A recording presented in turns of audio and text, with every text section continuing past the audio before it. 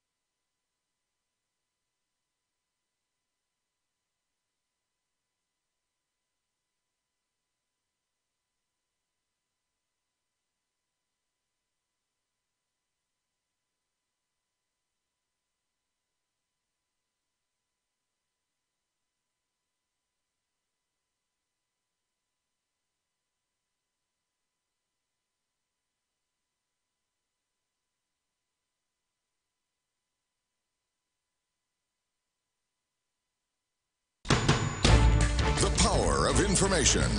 KEEL News now. Shreveport Council discussing the chief's future. Matt Parker has that. During Monday's work session, the City Council discussed the future of Shreveport Police Chief Alan Crump. Councilman Willie Bradford introduced a resolution calling for the removal of Crump. Bradford said that his resolution isn't political. He's just worried about the safety of citizens in Shreveport. However, before any real discussion on the subject could begin, the meeting was cut short when Councilman Jerry Bowman was rushed to the hospital with chest pains. The resolution is expected to be discussed at today's meeting. From 101.7 FM and 710 KEEL, I'm Matt Parker. If you've been hearing bombs in Bossier, you're not crazy. Many citizens were worried after hearing several explosions yesterday. Spokesman from Barksdale says not to worry. Airmen are conducting explosive training operations. During the training, loud explosion sounds will originate from inside the base. The training expected to continue through tomorrow. Shreveport's Human Relations Commission working hard to make sure everyone has the same opportunities in our community to work, live, eat, and enjoy life. Their job is to enforce an ordinance that prohibits discrimination based on race, sex, disability, age, sexual orientation, religion, or political affiliation. Drunk driving crash sends a mail carrier to the hospital. Troopers have arrested 40-year-old Jason Kidd for DWI and several other charges after he plowed into a mail truck. Sharon Vaughn was driving on Highway 159 when Kidd's Chevy truck hit her. Vaughn was ejected and sustained moderate injuries, but is expected to make a full recovery. Governor Edwards and Louisiana Ag Commissioner Mike Strain will start a listening tour across several rural communities today. The tour will allow members of the ag community an opportunity to ask questions and discuss their concerns. Strain says they want to know the challenges farmers face. Together we can then devise a game plan, as you would say, and then try to facilitate that into growing our economy and growing agriculture. They'll be at the Woolridge Cattle Company in Mooringsport this morning. Following a 2-month-long investigation, Bossier police have arrested 64-year-old Victor Kuntz on a charge of first-degree rape. Detectives say Kuntz allegedly assaulted a girl under the age of 13 for several years. He's being held on a $250,000 bond. U.S. Senator John Kennedy writes an op-ed piece to the Washington Examiner entitled, "Please Stop Having Children You Aren't Willing to Raise." In the piece, Kennedy implores parents that if they're drug users or if the child would be born to a fatherless home, to think twice about bringing lives into the world. A kid who doesn't know the firm hand of a father or the loving hand of a mother is 6 times more likely to grow up in poverty, is more likely to commit a crime, and more likely not to finish high school. If you're wanting to know if the flu bug has invaded your area, a new phone app called Sick Weather has been designed with you in mind. Founder and CEO Graham Dodge says they use the public's help to track when there's an outbreak of various illnesses, from the common cold to the flu. In addition to people reporting directly to us, we're able to collect these data in much larger numbers from sites like Twitter. Republican Senate candidate Roy Moore of Alabama is disputing a new accusation that he sexually assaulted a 16-year-old waitress back in the 70s. The allegation made by Beverly Young Nelson at a tearful news conference in New York. Brady Hoke will serve as interim coach when Tennessee hosts number 21 LSU. Hoke replaces fired Butch Jones, who was dismissed after an embarrassing loss to Missouri. LSU coach Ed Orgeron knows what it's like to take over a team mid-season, and he expects a great effort from Tennessee. He was a defensive line coach. He's an inspiring guy. He'll get them fired up. But, we can't worry about that. Every team that plays LSU is fired up. I think that anytime you go into Neyland Stadium with that crowd and you go play a great team like Tennessee, you've got to expect their best. And all they can do is give their best. We expect their best. Imagine a pill that can tell you when you should take it. The FDA's approved the first drug in the U.S. with a digital ingestion tracking system. The system is used with the drug Abilify, which is a medication approved for use to treat schizophrenia. I'm Erin McCarty on 101.7 FM and 710 KEEL.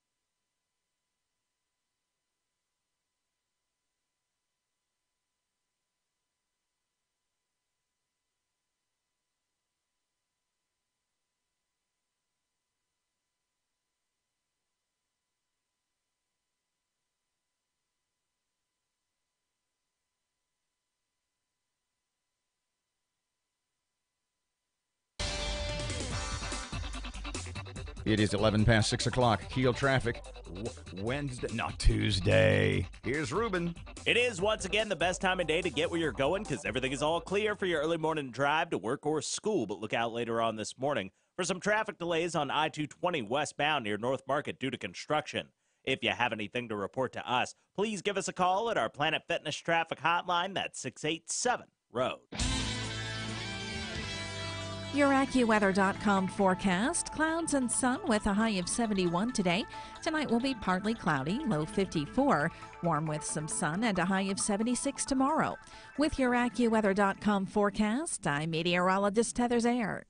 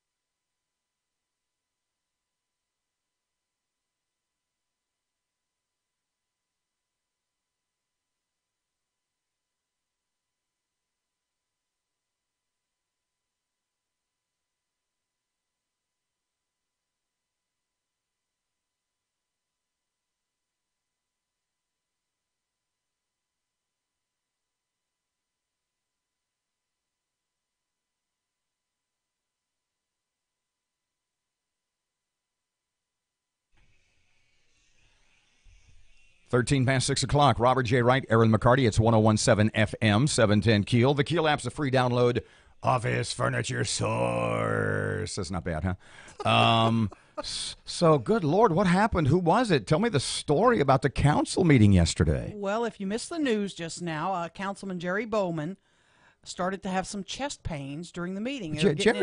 Jerry's a kid. Yeah, he's a young guy. What, are you, like 38? I'm not sure his age, but he wasn't feeling good. He had to get the fire department up there. They had to wheel him out on a stretcher. Well, tell me the whole story. Look, we've had Jerry in numerous times. Mm-hmm. If you had to guess Jerry Bowman's age, he's 40 if he's a day.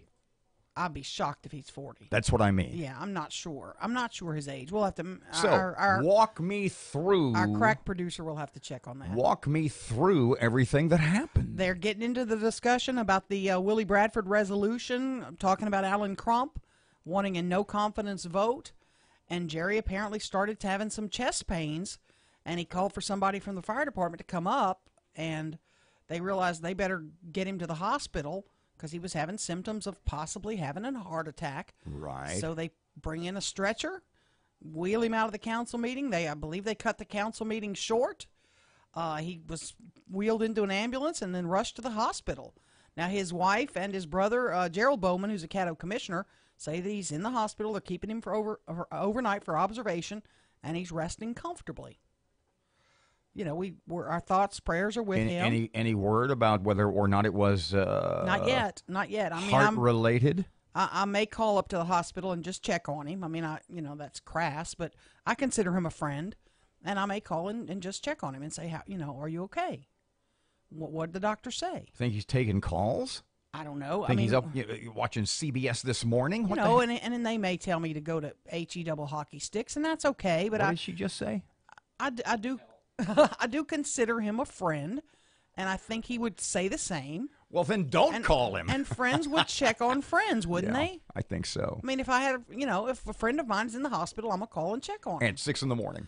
Maybe not 6 in the morning. I'll wait till 7. He just turned 46, by the way. His birthday was Sunday. Are you serious? November 11th, 1971. So, 46? Yeah. Wow. He looks good for his age. Man, just having a birthday. Probably even this morning. So then what happened? They adjourned the meeting, apparently. They never did the vote. They never did. So well, they don't vote until today anyway. Monday's always just a chat about it. How much of the meeting was eliminated? How much was cut short? I'm not sure. I wasn't there, so I don't know. I don't know if how deep into the meeting they got into it. I really don't know. From my understanding is Willie Bradford, Councilman Bradford, was going through his spiel, talking about why he wants to introduce this, blah, blah, blah. Someone made a comment about how the commission or the council has to be responsible and you can't pawn off everything on the police chief and the mayor. Bradford responded, and that's when things started going downhill. So it doesn't sound like they got too deep. Whew. So today it'll be back up today, and there could be a vote today. I'm sure Bowman will not be there, because I'm sure if he's released from the hospital today, the doctor's going to tell him to go home and rest. So we got another video. Yeah, we did. And you know what? Before you say anything, yes, I walk out to my car this morning. I didn't bring it in; it's in my car still. I have a DVD on my windshield. What? This is like deep throat stuff. Well, except it doesn't matter, I'm not sure. No, I don't know. Tell me why this matters. If other than that somebody would be lying about it. I mean, why would anybody lie? That's what matters. But why would anybody lie about whether or not the chief dropped his gun or not? What's the purpose? Because the conspiracy theory folks are saying, if there's a cover-up and if it was his gun... But a cover-up of what? Him dropping his gun rather than a cell phone. But why? I'm trying to get to it if you would zip it. I'm just puzzled by this. They're trying to cover up what some are claiming is an inept police chief. If he's running around and he's dropping his gun, and doesn't know how to handle a gun, is he really qualified to be police chief? But couldn't that happen to anyone? Absolutely could. But you come out and say... I was running. It was heat of the moment. I dropped my gun. And it's dark, and there's curbs. It was 2 in the afternoon. It was not dark. Was it really 2 in Yes. the? I thought it was like 7 at night. Look at your Deep Throat email. It says 2:07 p.m. Yeah, I know, but originally they were talking about early evening, weren't they? It was afternoon. It was at 2 p.m. It was after lunch. He'd been at lunch. From the videos we'd seen previously. It's dark, I know. It looks dark. That's It's why not, I just no. assumed. No, it was in the afternoon. They made a point in the email to tell you it was 2:07 in the afternoon. It was not nighttime. You're running, chasing a guy at daylight. So the police dash cam videos are of that poor quality that at 2 in the afternoon on a sunny day, it looks like 3 in the morning. It does look dark. That's why I thought it was evening. No, it wasn't evening. It was afternoon. That's why, I mean, it looks like the middle of the night. Now, admittedly, it's the middle of the night here now at 6 o'clock. Mm-hmm. You know, if there's a cover-up, and I'm not saying there is a cover-up, but if there is, it will be the biggest disappointment for me in this administration in everything they've done. If there's a cover-up. For me, it would absolutely be the last straw. So now we're to the point where people are freeze frame by frame by frame. Mm-hmm. And in one of those you got in your email, if you look, the object is L-shaped. It is not rectangular shaped. But in the first, if there's 4 frames of something bouncing across the pavement, in the first 3, it looks like a cell phone. In the 4th, it looks like something else. It looks like an L. But in the first 3, it looks like a cell phone. It's too big for a cell phone. That's what I'm concerned about. It looks too big to be a cell phone. Somebody carried these You're going to post this one today? We're going to post it? Yeah, I'm going to check the DVD that got left on my, by Deep Throat, got left on my car. Who's got a DVD player anymore? Well, it's not a DVD. Well, they're in all these computers, but it'll pull up. It'll pull up on my whatever that external drive is. I don't know. I don't. In other words, we're going to have Matt do it. Yeah, exactly. 19 past 6 o'clock, 101.7 FM, 710 Keel, 8 o'clock this morning. We have Kate Brumley from DeSoto. We have Lamar Gorey from Caddo, and we have Scott Smith from Bossier, school superintendents, all in this room. We'll cover that just a little bit next. Right now, Ruben and traffic on Keel. It is once again the best time of day to get where you're going because everything is all clear for your early morning drive to work or school. But look out later on this morning for some traffic delays on I-220 westbound near North Market due to construction. If you have anything to report to us, please give us a call at our Planet Fitness traffic hotline. That's 687-ROAD. Your AccuWeather.com forecast. Clouds and sun with a high of 71 today. Tonight will be partly cloudy, low 54. Warm with some sun and a high of 76 tomorrow. With your AccuWeather.com forecast, I'm meteorologist Heather Zayer.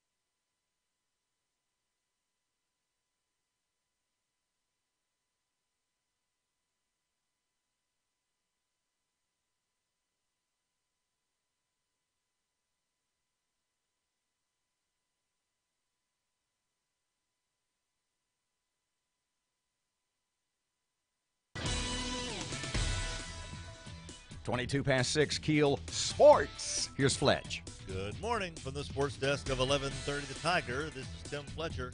Jalen Harris and Daquan Bracey scored 15 of Louisiana Tech's 17 points in overtime to lead the Bulldogs to a 96-95 win over visiting Southeast Missouri State last night in the TMAC. The LSUS Lady Pilots knocked off Division I Jackson State last night on the road. It's the program's second ever win over a Division I opponent. The Lady Pilots also knocked off ULL back in 2011. The game served as an exhibition for LSUS. That's their 7th win in the last 13 days. Carolina wore out Miami last night in Monday Night Football 45-21 to wrap up Week 10 in the NFL. Cam Newton had 4 touchdowns. Christian McCaffrey, the rookie, had a touchdown running, and he also caught a touchdown pass. And the Pelicans improved to 8-6 with a win over 2-12 Atlanta, 106-105. It was very sloppy. Not a lot of confidence in the Pelicans after getting that win, but Darius Miller had a career-high 21 points. Boogie Cousins, 22 points, 16 rebounds. From the sports desk of 1130 The Tiger, this is Tim Fletcher.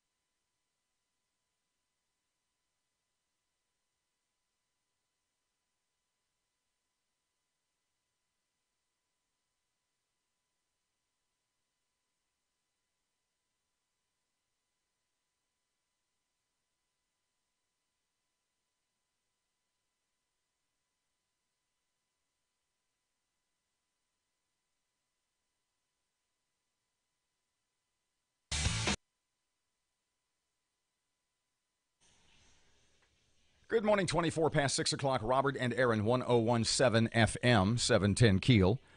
Don't forget, Shreveport Security Systems text line is 318-392-1884. That's 318-392-1884.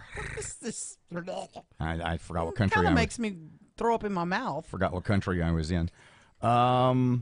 In the 8 o'clock hour, we have Dr. Lamar Gorey from Caddo Parish, Dr. Cade Brumley. Is Scott Smith a doctor? Is he Dr. Scott Smith? That's a good question. I don't know. I apologize. It's Dr. He may Cade, be. Dr. Lamar, and what the hell? If we're wrong, we'll take it back. Doc, and yeah. Dr. Scott Smith from Bossier Parish. The 3 school superintendents from those parishes. Yes. He's not a doctor, by the way. He's not a doctor? Okay, we'll promote him. Okay. Though he Nurse should be Scott one. Smith Yeah. will be here. King Smith. So I'm thinking just to start us off, because we've got those guys for an hour. We got so many questions, too. I got texts. We got emails. So much. I think we start off with just what is the state of education? What are the state of schools in your respective parishes? I like that. That's a good one. And I know you want to talk about a lot. We have to be careful in this instance not to get bogged down in sociology, because they are not sociologists. Right. What can you do? What can you do to improve kids' lives? We have to keep that within the realm of school. You know what I mean? Yeah. In other words, a lot of these kids But come they from. may have ideas. They're leaders. They may have some ideas that leaders haven't heard before. They may have some really good things that people should consider. And I want to throw something at them that Greg Adams has been working on. And What's that? I'm not going to tell you yet. I'm going to just throw it at them. Tell me now. No, I'm not telling you. They're Someone will call them and text them. Everybody has somebody listening. I'm not going to say it on the air yet. So I you wanna think they have throw it at 'em. spies? So you think those? I'm three... not saying spies. They have people listening and go, "Oh, Erin's going to mention this to you later." That's called a spy, No, that's just somebody who's a fan of our show. or like a lip reader at a baseball game. And wants to feel important, giving them a heads up. Say, hey, they're, you know. If going into this morning, if you could know one thing, what would it be? You know, this is a silly question, but I will tell you this. I would like to ask them, forget you're the superintendent for a minute, and you have a student on day one of school that's going to put on those new shoes, that new school uniform, and they're going to have to go to their neighborhood school that's failed for 3 years. What do you do as a parent? I would venture, and I don't mean this to sound snarky. I would imagine that there are so many kids who go to school who don't have new shoes, or who don't have a new school uniform, and that because of and this is where we can't get bogged down with them. You and I can get bogged down in this all day, and the problem is because of any number of sociological and or economic reasons, school is hardly a priority. Yes. It's a place for some parents, and I use the term parent loosely.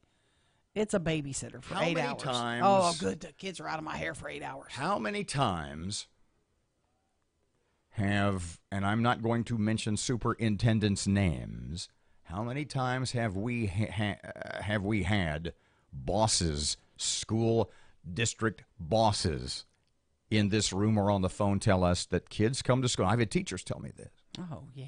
That kids come to school on Monday morning and haven't been fed since they left school on Friday, since lunch Friday. I've had nothing to eat, yeah. They've had nothing. And they gobble up the food at school. So suddenly school is a priority when you haven't had food in 50 hours? And that's... I don't even like to think that. I don't even like to think that. Is it that mom and dad can't afford food? Is it that they're not there? Is it that, that nobody gives a damn? Nobody gives a dang. 629, 1017 FM, 710 Keel. Traffic update just ahead of Erin's local news. Here's Ruben. Everything's still running nice and smooth for your early morning drive to work or school, but look out later on this morning for some traffic delays on Airline Drive just north of I-220 in Bossier City. If you know something we don't, accidents, hazards, or closures, give us a call at our Planet Fitness traffic hotline, 687-ROAD. Your AccuWeather.com forecast. Times of clouds and sun with a high of 71 today. Partly cloudy tonight, low 54. Warm with some sun, high 76 tomorrow. With your AccuWeather.com forecast, I'm meteorologist Heather Zaire.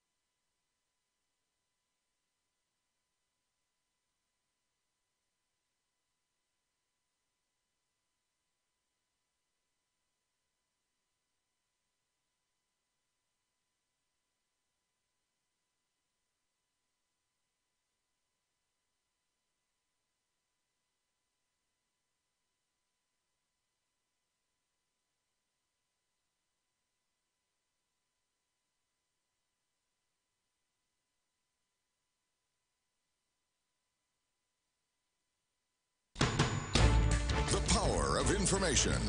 KEEL News now. The Shreveport Council debates a measure showing a no-confidence vote in the job Police Chief Alan Crump is doing. The measure has no impact on the chief's position. Rather, it would send a message to the administration. Meantime, the meeting came to a halt when Shreveport City Councilman Jerry Bowman had to be rushed to the hospital after experiencing chest pains during the council meeting. His wife says he is resting comfortably.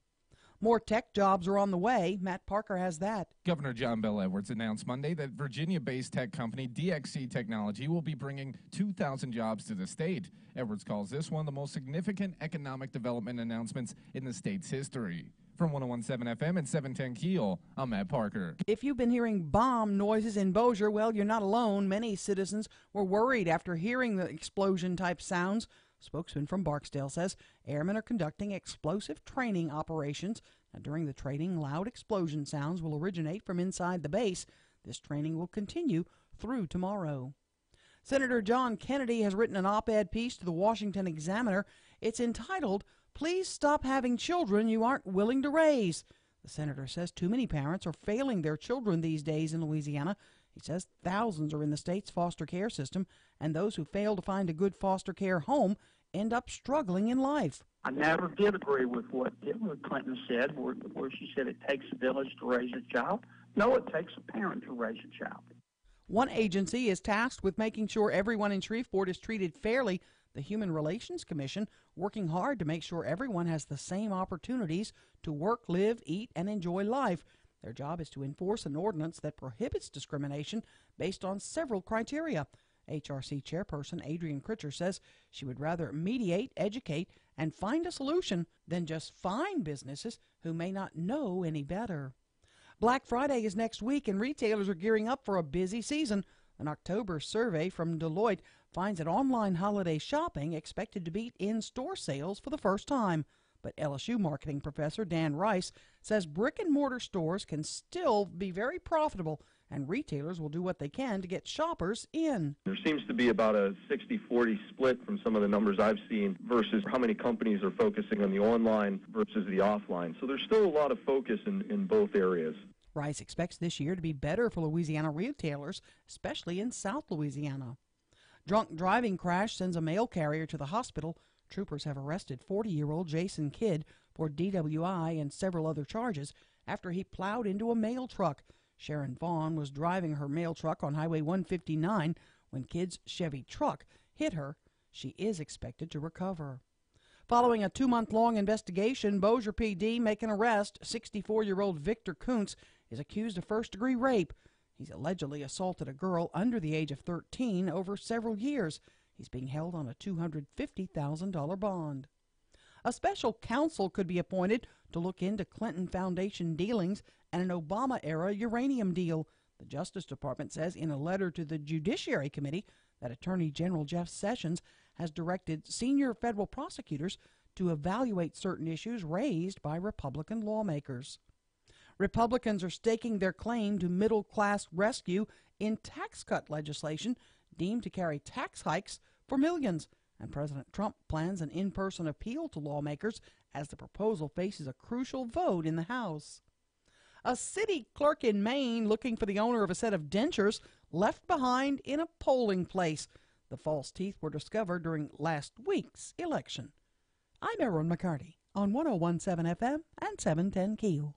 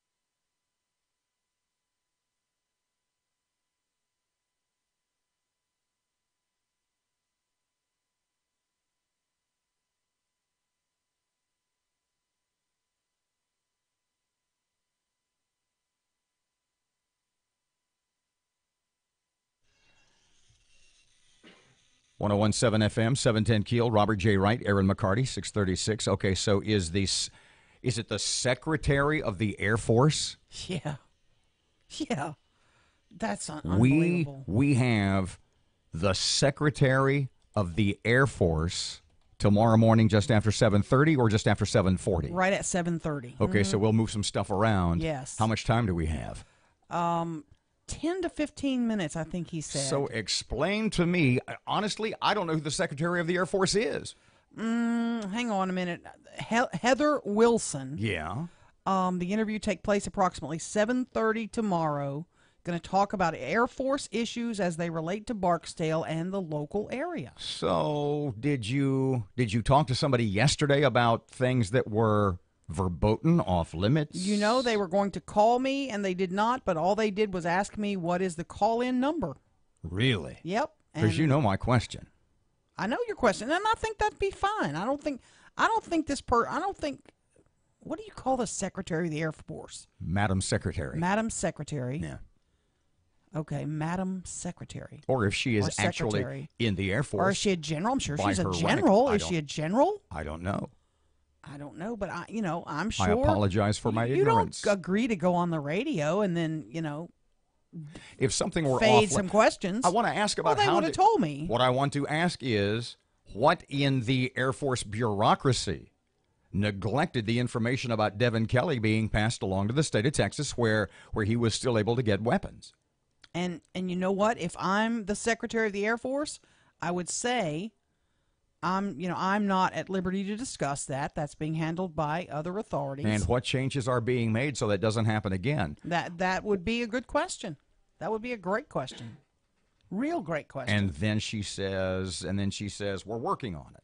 I mean, do you think there's an answer to that? I mean, how could there not be?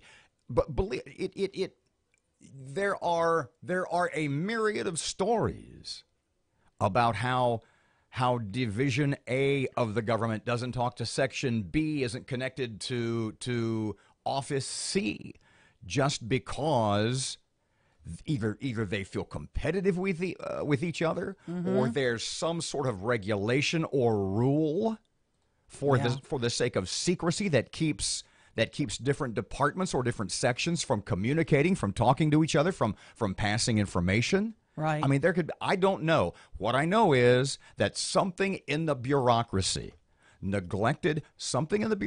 kept the Air Force from passing that information along about Devin Kelly, that he was guilty of assault. Mm-hmm. And I feel confident if she can answer the question, she will. She'll say, that's the one thing we said right after. I liked how the Air Force came out and said, we screwed up. Well, they said we didn't send the information. We didn't do what we were supposed to do. But there hasn't been most of the time it's a cover-up. I don't know how this didn't get to the right people. I don't know who. So we'll see how much she is at liberty to explain. Because if there's something you got some splaining to do, Lucy, I would think that would be it. You bet. 639, it's 101.7 FM, 710 Keel, Brumley, Gorey, Smith. Brumley, Gorey, Smith, in a world where all three are in our studio at 8. In the meantime, here's Ruben. Looks like I-49 South's got it clear all the way to Alexandria right now, but look out later on this morning for some traffic delays on I-220 westbound near Spring and Market. If you have anything to report to us, please give us a call at our Planet Fitness traffic hotline. That's 687-ROAD. Your AccuWeather.com forecast. Clouds and sun with a high of 71 today. Tonight will be partly cloudy, low 54. Warm with some sun and a high of 76 tomorrow. With your AccuWeather.com forecast, I'm meteorologist Heather Zayer.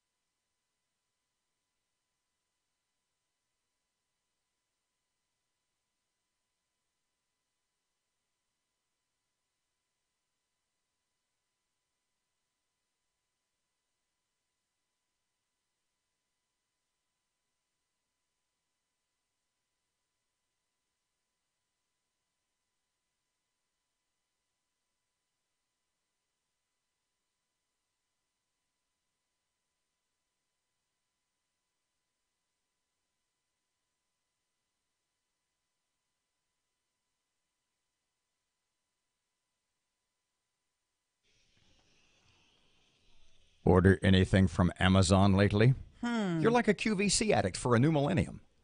Well, we did order something from Amazon yesterday. Not me. Oh, that's right. Business office did. Yeah, that'll be awesome. So it's just a question of if you've been reading, if you've seen the videos, this one chip challenge, evidently a Dorito-looking chip.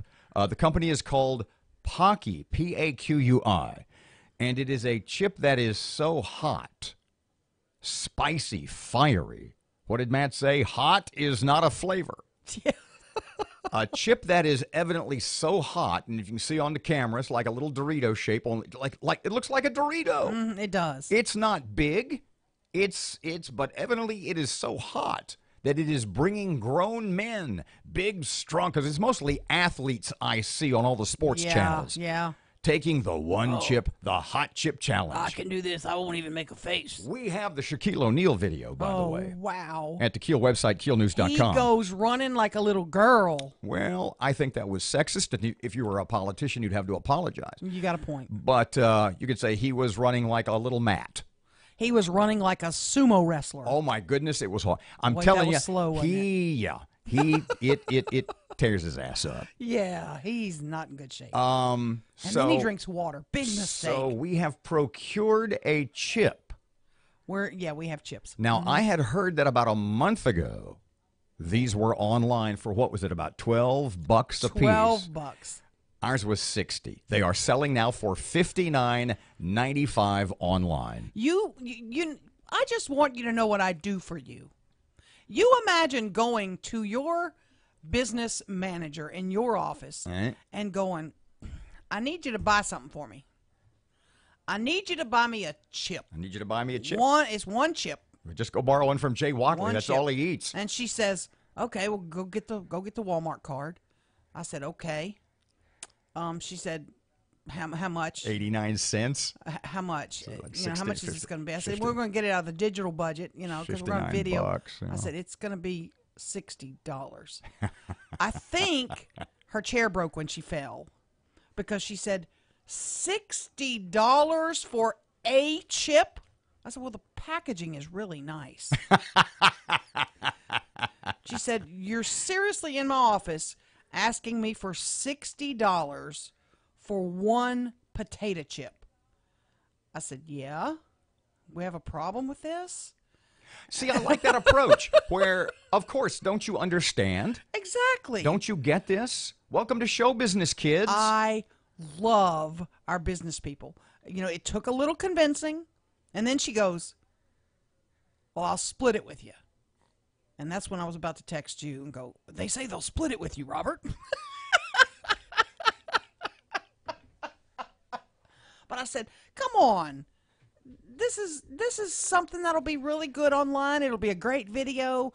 I'll get Robert to eat the chip. That's where we are right now. Now, I had mentioned yesterday that I knew that my nephew Brad would come in and eat the chip. Yeah. But Brad is the guy. I told you this yesterday. It's absolutely true. Anybody who knows my nephew Brad knows this to be true.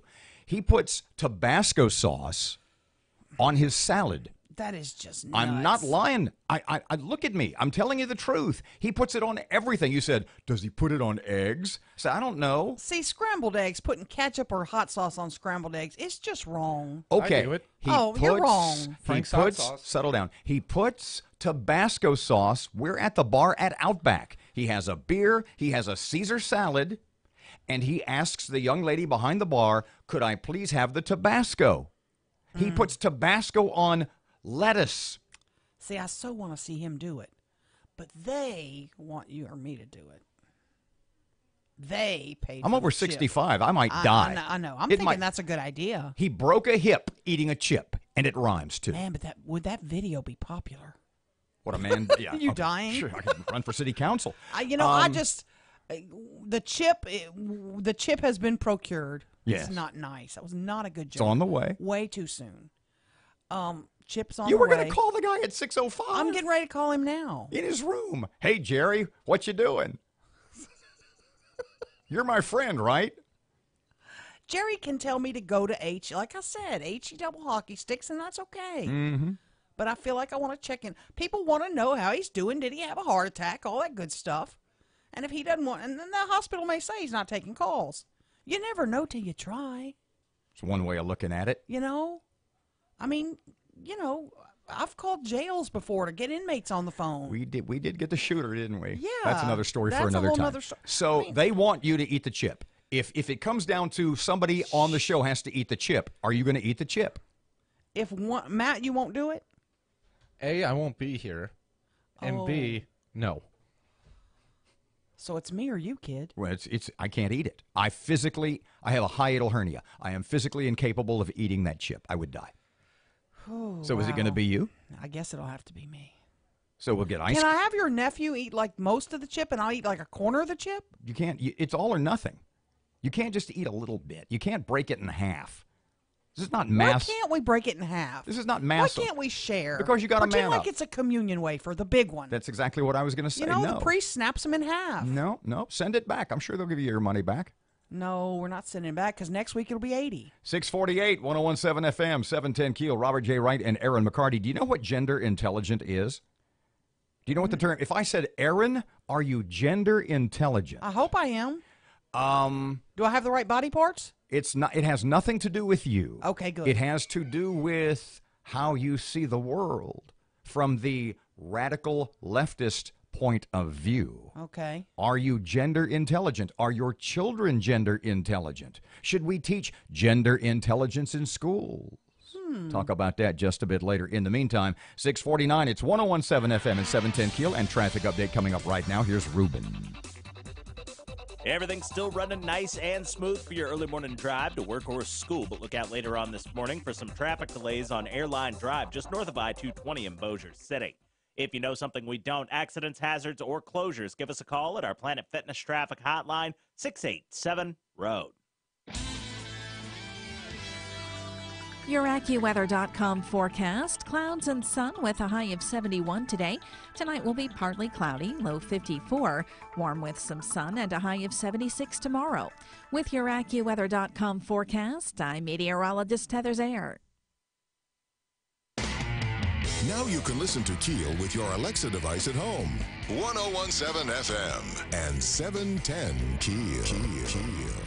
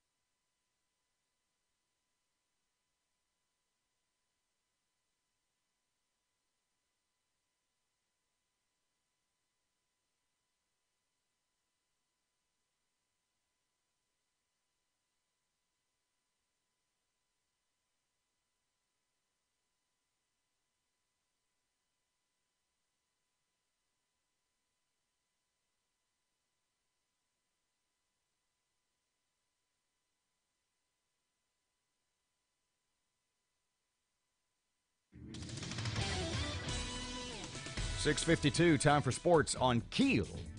Good morning from the sports desk of 1130 The Tiger. This is Tim Fletcher. Jalen Harris and Daquan Bracey scored 15 of Louisiana Tech's 17 points in overtime to lead the Bulldogs to a 96-95 win over visiting Southeast Missouri State last night in the TMAC. The LSUS Lady Pilots knocked off Division I Jackson State last night on the road. It's the program's second ever win over a Division I opponent. The Lady Pilots also knocked off ULL back in 2011. The game served as an exhibition for LSUS. That's their seventh win in the last 13 days. Carolina wore out Miami last night in Monday Night Football 45-21 to wrap up Week 10 in the NFL. Cam Newton had 4 touchdowns. Christian McCaffrey, the rookie, had a touchdown running, and he also caught a touchdown pass. And the Pelicans improved to 8-6 with a win over 2-12 Atlanta 106-105. It was very sloppy. Not a lot of confidence in the Pelicans after getting that win, but Darius Miller had a career-high 21 points. Boogie Cousins, 22 points, 16 rebounds. From the sports desk of 1130 The Tiger, this is Tim Fletcher. The bottom line is, if it's broke, they can fix it. Yes. Robert J. Wright, Erin McCarty for Twin City Appliance online, twincityappliance.com. There are no limitations as to what major appliance around your home the folks at Twin City Appliance cannot take care of. Factory warranty repair as well as out of warranty service. If it's shaking or not baking or dripping, Twin City can fix it. Shaking or not baking or dripping or not flipping. Twin City Appliance can take care of you no matter. Here's some of the washers, dryers, refrigerators, ice makers, ovens, ranges, cooked microwaves. The list is virtually endless. Give Twin City Appliance a call today, 318-688-0253, or check them out at twincityappliance.com.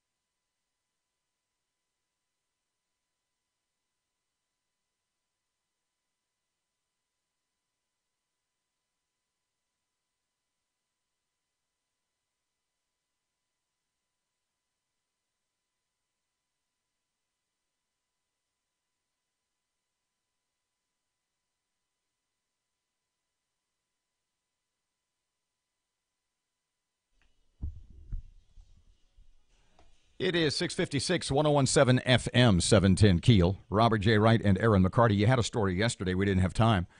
I was going to say possible or even probable candidates against Governor John Bel Edwards in the upcoming, next year, I guess, gubernatorial election. John Kennedy. Mm-hmm. Steve Scalise, a late name. Yep. And Jeff Landry now is in the mix. We'll talk about this more after 7 o'clock. Here comes Rush on Keel. The problems at ESPN continue. Last April, they let go 100 people. That was after they laid off 5% of the workforce in 2015. But the bloodletting wasn't over. ESPN is now terminating another 100 people. According to The Hollywood Reporter, the ESPN layoffs will hit employees in a number of divisions and include some on-air talent and executives. The downtrend includes their subscriber base, too. In September, at the beginning of football season, ESPN reportedly lost nearly 7,000 subscribers a day. Over the course of a month, they lost over 200,000 households. They've lost over 12 million subscribers in just the last 5 years. They now have the lowest number in a decade. Now, ESPN's management hasn't figured out why this is happening. They say it's cord cutting, but they don't.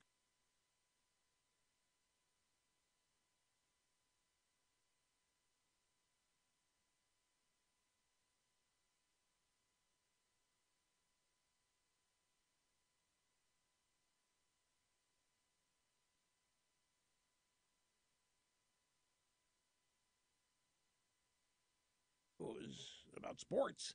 I guess the problems at ESPN.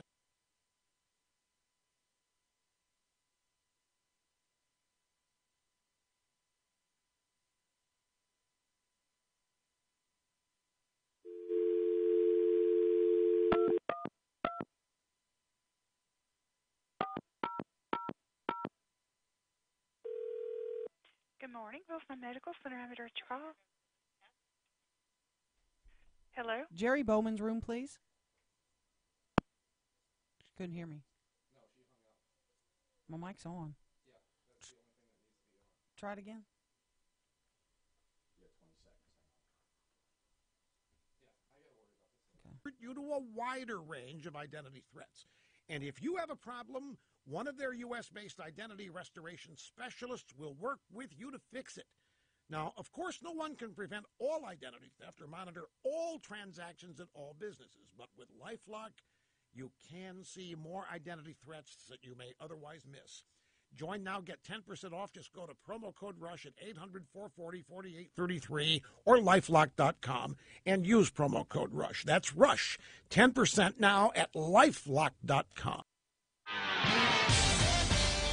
The intersection at Kings Highway and Linwood Avenue is dealing with some slow-moving traffic right now. And those school zone lights are on and the school buses are out. Please use caution when driving around the school zones. If you have anything to report to us, please give us a call at our Planet Fitness traffic hotline. That's 687 Road. Here's your KeelAccuWeather.com forecast. Kind of cloudy and warmer today, near 70. Right now, 53 at Keel, 7 o'clock. Here comes Fox News. Breaking news and trending talk. This is 1017 FM and 7.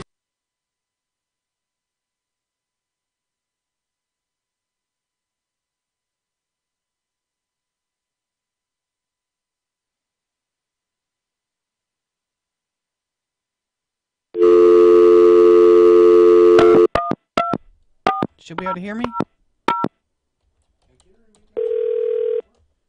Good morning, Wilson Medical Center. I'm at your call. Jerry Bowman's room, please. Jerry Bowman? Yes.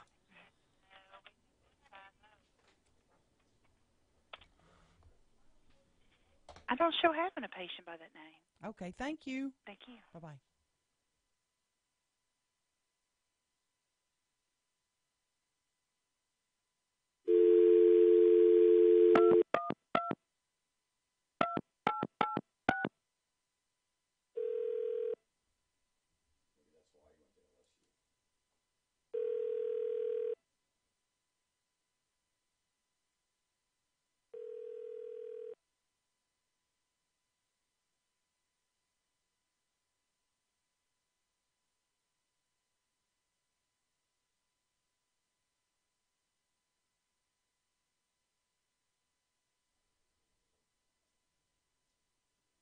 Two one two 3000.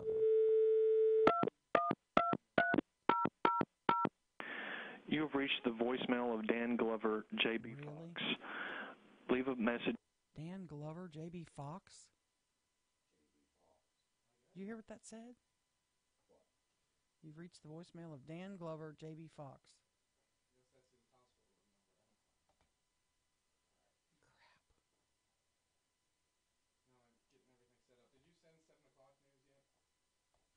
Yeah, it should be in there. It says 9. It's named 9?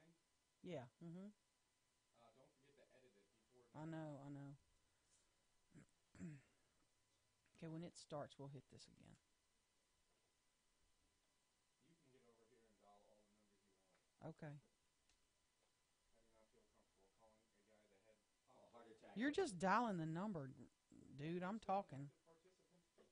Hello, Jerry. How's your chest? Can I sit on it? I can't say that. Don't say that. No, I think that would be just...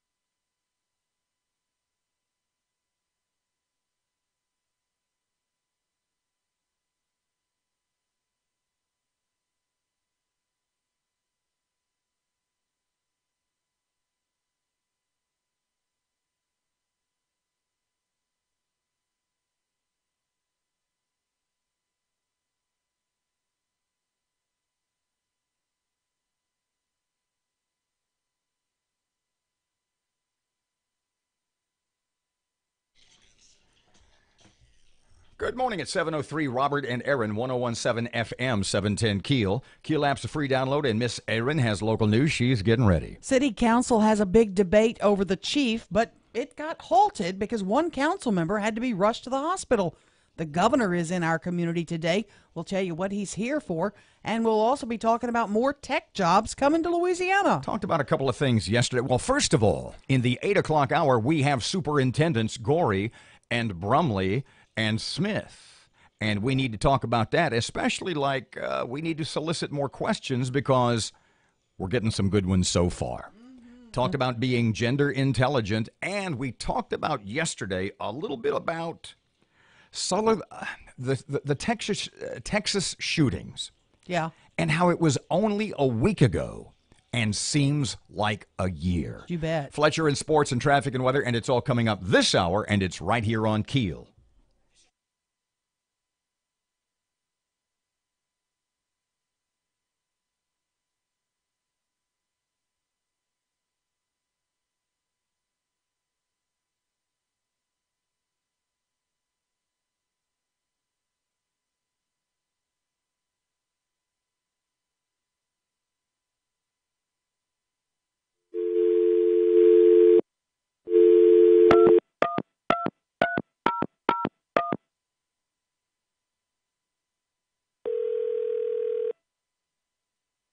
Thank you for calling Willis Knighton Health Systems Patient Directory. Please say the first and last name of the patient you would like to reach. Jerry Bowman. Please repeat the full name. Jerry Bowman. Please repeat the full name. Jerry. Referred to Charlie Bowman.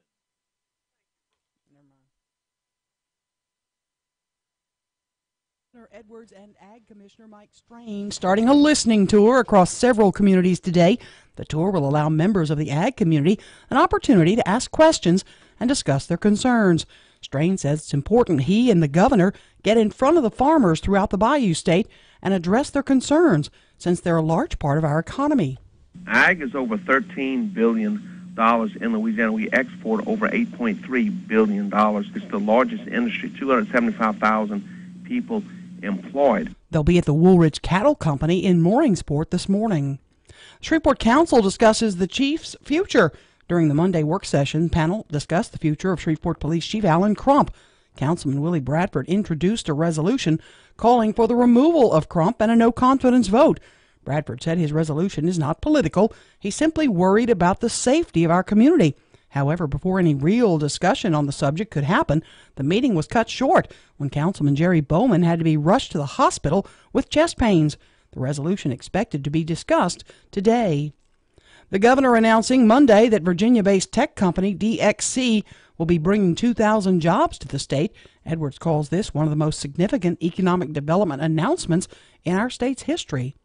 If you've been hearing bombs in Bossier, well, you're not crazy. Matt Parker has that. Many citizens in Bossier were worried after hearing several explosions yesterday afternoon. A spokesman from Barksdale Air Force Base says not to worry. Airmen on base are conducting explosive training operations. During the training, loud explosion sounds will originate from inside the base. The training will last until Wednesday afternoon. From 101.7 FM and 710 KEEL, I'm Matt Parker. A drunk driving crash sends a mail carrier to the hospital.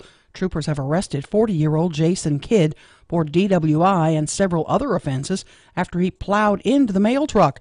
Sharon Vaughn was driving her mail truck on Highway 159 when Kidd's truck hit her. Vaughn was ejected and she suffered moderate injuries, but is expected to make a full recovery. Following a 2-month-long investigation, Bossier police have arrested 64-year-old Victor Kuntz on a charge of first-degree rape. According to detectives, Kuntz allegedly assaulted a girl under the age of 13 for several years. If you want to know if the flu bug has invaded your neighborhood, well, there's a new phone app called Sick Weather. It's been designed with you in mind. Founder and CEO Graham Dodge says the app can be valuable in helping determine what symptoms you have or maybe why you're feeling a little under the weather. If their child's fever is more likely to do the strep or flu, or helps them to know when to wash their hands maybe more vigorously than they otherwise would have. It also can track where there's an outbreak of various illnesses from the common cold to the flu. President Trump heading home following an extensive tour of Asia that he says has been tremendously successful. The president says he's put the world on notice that the rules have changed for countries that want to trade with the U.S. Roy Moore's support from his fellow Republicans is hemorrhaging after a second woman now accuses the Alabaman of groping her when she was a teenager back in the 1970s. For the third time this year, LSU linebacker Devin White has been named the SEC Defensive Player of the Week.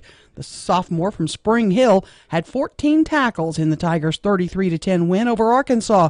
Coach O says White has been a big leader on and off the field. After the Troy game, he was the first guy there. I met with the team. He leads by example. He's a great student. He's never on a list for missing a class. The guys respect him by his play. And I can't say enough good things about Devin White.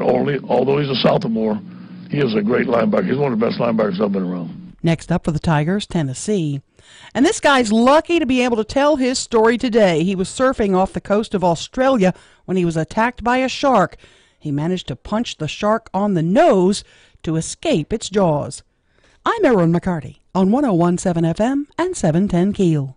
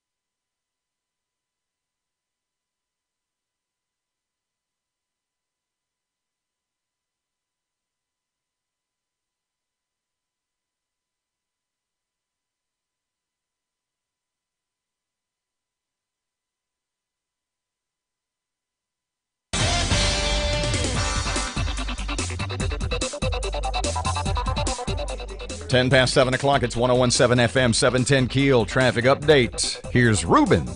Looking right now at some slow-moving traffic on Hollywood Avenue near Juella Avenue, and we have some traffic delays on Airline Drive near Old Minden Road in Bossier City.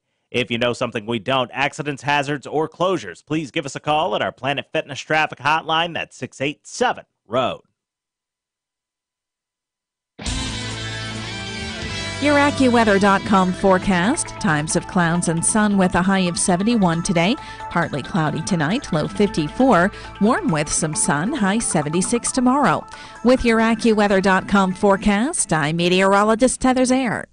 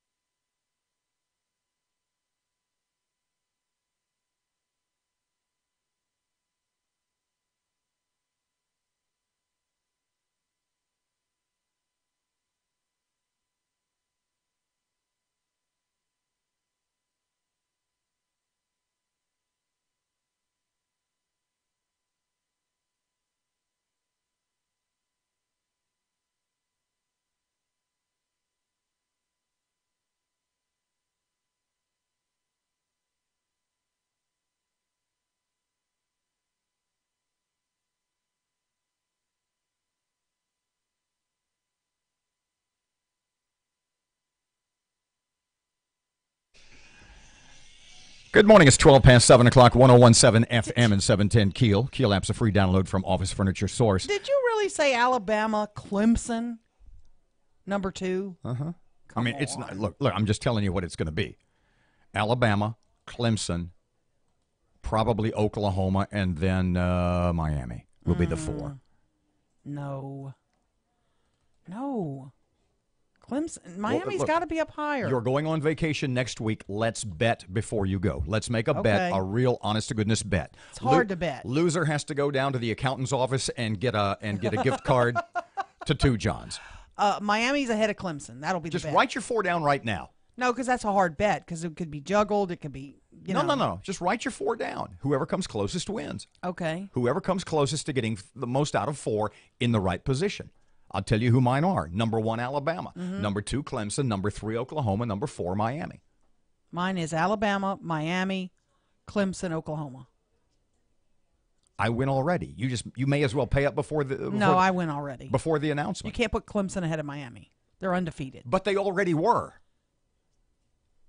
But that was before the Notre Dame game when Miami really showed up. But the question is, did the game expose Notre Dame as being a Potemkin village of skill? Are they just a paper tiger? In other words, did Miami's beating Notre Dame would it have been better for Notre Dame to only lose by 5 to Clemson, to Miami, and look like they could really play? In other words, it hurts Miami to have thrashed Notre Dame as badly as they did. Because it makes Notre Dame look like a much more sad team than people are giving them credit for. And to a greater degree, it hurts Miami for Georgia to have lost as badly as they did because they beat Notre Dame by 1 or 2. Yes, exactly. So Georgia, having been number 1, this is like doesn't look as good. This is like a DNA double helix. Notre Dame's strength of schedule is weakened by Georgia's loss. Yeah. I still think Miami will be ahead of Clemson. Now, having proven once and for all that you're a moron, I now have to bow in the direction of your end of the gopher-shaped broadcast table. Okay. And tell you that you were absolutely right. About? You said yesterday that if Alabama loses this week, is it this weekend or next? No, 2 weeks. You said if Alabama loses... They've got powerhouse Mercer this weekend. You said if Alabama loses to Auburn in the Iron Bowl, and Alabama fails to make the SEC championship... Yep. That they will still make the Final Four. Absolutely. And ESPN guys were in agreement with you last night. I told you that. It's going to happen. They'll have 1 loss. They're still a very dominating team. They have huge wins. They'll have 1 probably close loss to Auburn if Auburn can pull it off. Can you conceive a scenario where Alabama loses to Auburn, doesn't make the SEC championship game? Auburn and Georgia play. Let's say Auburn wins the SEC. Does that mean you have to let in Auburn and Alabama both? How can you leave the SEC champion out? You can't. Well, if they have 2 losses. It breaks the rules. I know, but there's a rule in there that says you can't take a team from a conference over the conference champion. So if they're going to take Alabama with 1 loss, theoretically, then they have to take Auburn if they win the conference championship. There's a chance there's going to be 2 SEC teams. No.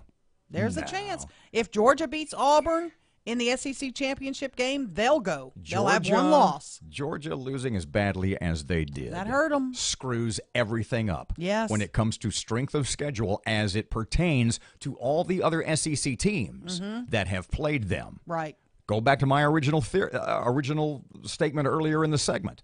Georgia losing as badly as they did hurts Miami. You follow me on that? Of course. Because they beat Notre Dame, but now how tough was Notre Dame? Right. So once again... But you have to consider some teams will have an off game. It happens. And it happened, of course, to Georgia. They had a terrible game. They did not look like the Georgia I've been watching all year. Not even close. I was really disappointed. If you're ready for controversy. Oh, boy. If Auburn beats Alabama, OMG. There's no way they can take a 1 or a 2-loss team ahead of an unbeaten Miami or ahead of an unbeaten Wisconsin. But, I know. It's going to be tricky. So you're 4 once again. for tomorrow, and this is the bet. Who's your 4 in order? Alabama, Miami, Clemson, Oklahoma. So now you put Clemson back in, and you've booted who have you kicked out now? Wisconsin. No, there was somebody else you kicked out. Oklahoma.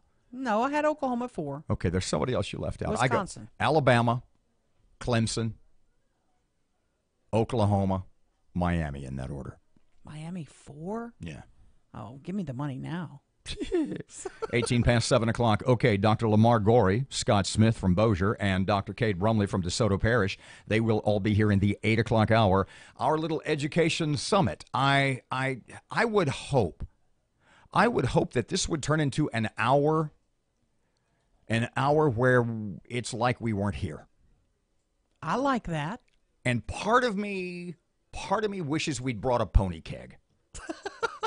You know what I mean? Yeah. I mean it's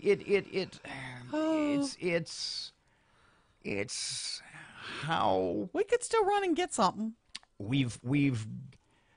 They are very, given their positions, very open and honest and straightforward men. Yes. That being the case, still might be a better segment if they'd had a couple of beers. 19 past 7 o'clock, 101.7 FM and 710 Keel traffic update coming up right now. Here's Ruben. Looking right now at some slow-moving traffic on Hollywood Avenue near Juella Avenue. And we have some traffic delays on Airline Drive near Old Minden Road in Bossier City. If you know something we don't, accidents, hazards, or closures, please give us a call at our Planet Fitness traffic hotline. That's 687-ROAD. Your AccuWeather.com forecast. Times of clouds and sun with a high of 71 today. Partly cloudy tonight, low 54. Warm with some sun, high 76 tomorrow. With your AccuWeather.com forecast, I'm meteorologist Heather Zaire.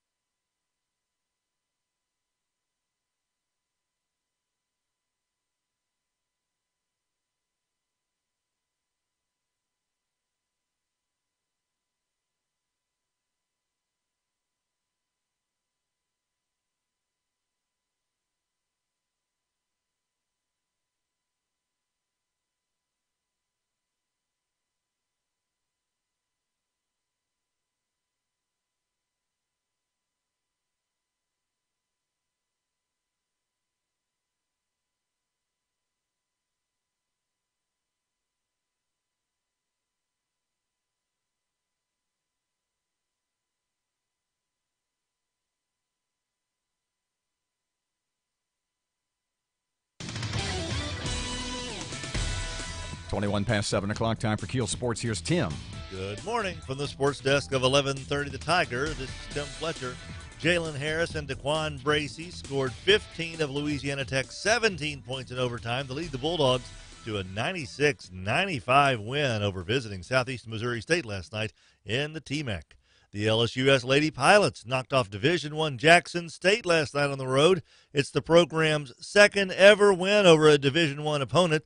The Lady Pilots also knocked off ULL back in 2011. The game served as an exhibition for LSUS. That's their 7th win in the last 13 days.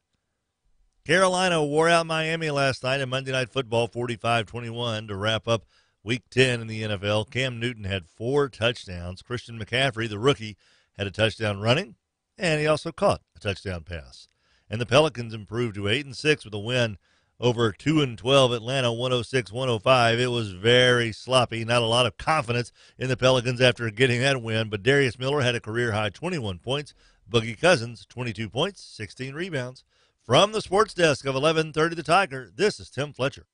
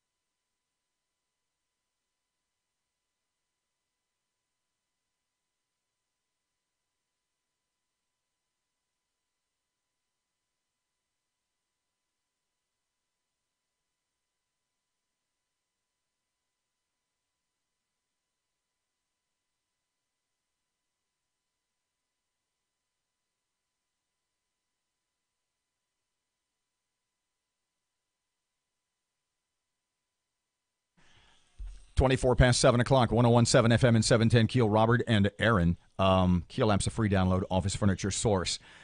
We had talked a little bit yesterday in the 8 o'clock hour, I think, and I started the segment with the following question to Erin. I said, the shooting in Sutherland Springs, when did it happen? And your response was, oh my, a couple of weeks ago.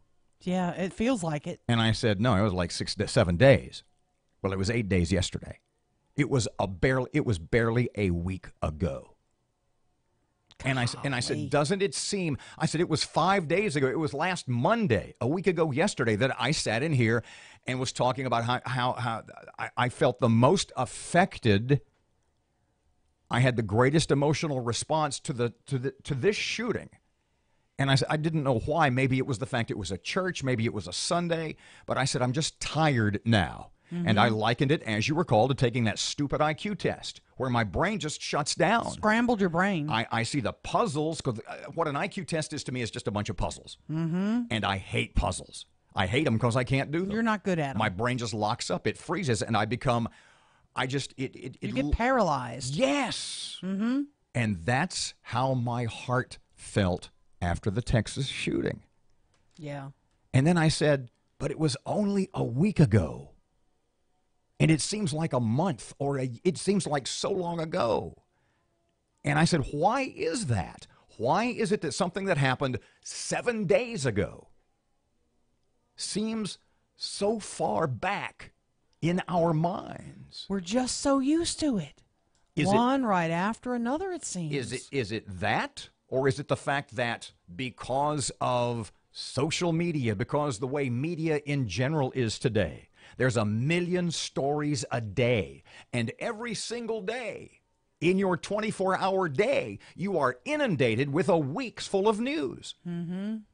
Bam, bam, bam, bam, bam, it's bam. Just flying. Where nothing really, there is so much. We are so overwhelmed with information, virtually none of which we take in, virtually none of which we absorb, virtually none of which we understand. Right. Are we so inundated with information that nothing hits us anymore? Yeah. That nothing affects us anymore. In other words, is there so much stuff that we have no more sense of importance, no more sense of dimension or relativity, or to make it, is there so much stuff that we don't have a sense of right or wrong anymore? It's just stuff. Bam, bam, bam, bam, it's bam. Another day. And yeah. I apologize for that sound effect. I'm not mocking the shooting noise. What I'm saying is that we are constantly being bombarded with a story. This is the most important story in the world until 15 minutes from now, when we'll have another most important story in the world. Yeah. It's funny you bring that up, because I watched something last night. I don't know if you've seen it. Tora, the story of Pearl Harbor. Right. And I thought, what if that happened in today's media age? The messages that were missed or that were not sent, I mean, those would have been blanketed everywhere. The Japanese couldn't have moved their ships toward, Hawaii. I'm thinking, God, our world has changed. Wait it's instantaneous. Pardon me just a second. Are you saying in 21st century America they couldn't have sneaked up on us? I don't think anyone could sneak up today like they did then. We had a guy in Las Vegas sneak up on a group of 20,000 people. A guy, yeah, I understand that. But I mean, a whole fleet of ships like Japan did at Pearl Harbor. I don't think that could happen well, today. Then let's just land the B-52s. We don't need to. No. It's just, I don't agree with that. I'm glad you mentioned that, because we're going to have tomorrow, we have quite a special guest. The Secretary of the Air Force, Heather Wilson, has agreed to join us on the air 7:30 tomorrow morning. So many questions about the Air Force. Of the Air Force Academy, like retired from the Air Force. Served in Congress, when you look at her resume, you go, wow, When do you take a nap? Yeah. Oh, wait. Most people of accomplishment don't. And 8 o'clock, we're going to have our Education Town Square. That's coming up with the 3 local superintendents. We're going to talk education for a full hour. 29 past 7 o'clock. Rapid Reuben, traffic time on Keel. The intersection at Uri Drive and Southfield Road's dealing with some slow-moving traffic right now. And we have some traffic delays on Barksdale Boulevard near McDade Street in Bossier City. If you have any accidents, hazards, or closures to report to us, please give us a call at our Planet Fitness traffic hotline, 687-ROAD. Your AccuWeather.com forecast. Clouds and sun with a high of 71 today. Tonight will be partly cloudy, low 54. Warm with some sun and a high of 76 tomorrow. With your AccuWeather.com forecast, I'm meteorologist Heather Zayer.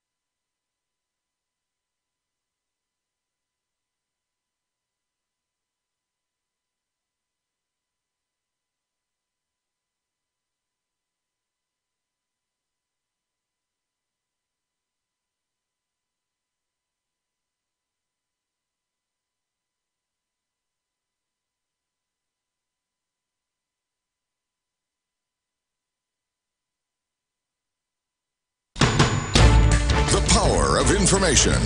KEEL News now. The Shreveport Council debates a measure showing a no-confidence vote in the job Police Chief Alan Crump is doing. The measure has no impact on the chief's position. Rather, it would send a message to the administration. Meantime, the meeting came to a halt when Shreveport City Councilman Jerry Bowman had to be rushed to the hospital after experiencing chest pains during the council meeting. His wife says he is resting comfortably. More tech jobs are on the way. Matt Parker has that. Governor John Bel Edwards announced Monday that Virginia-based tech company DXC Technology will be bringing 2,000 jobs to the state. Edwards calls this one of the most significant economic development announcements in the state's history. From 101.7 FM and 710 KEEL, I'm Matt Parker. If you've been hearing bomb noises in Bossier, well, you're not alone. Many citizens were worried after hearing the explosion-type sounds. Spokesman from Barksdale says airmen are conducting explosive training operations. Now, during the training, loud explosion sounds will originate from inside the base. This training will continue through tomorrow. Senator John Kennedy has written an op-ed piece to the Washington Examiner. It's entitled, "Please Stop Having Children You Aren't Willing to Raise." The senator says too many parents are failing their children these days in Louisiana. He says thousands are in the state's foster care system, and those who fail to find a good foster care home end up struggling in life. I never did agree with what Hillary Clinton said, where she said it takes a village to raise a child. No, it takes a parent to raise a child. One agency is tasked with making sure everyone in Shreveport is treated fairly. The Human Relations Commission, working hard to make sure everyone has the same opportunities to work, live, eat, and enjoy life.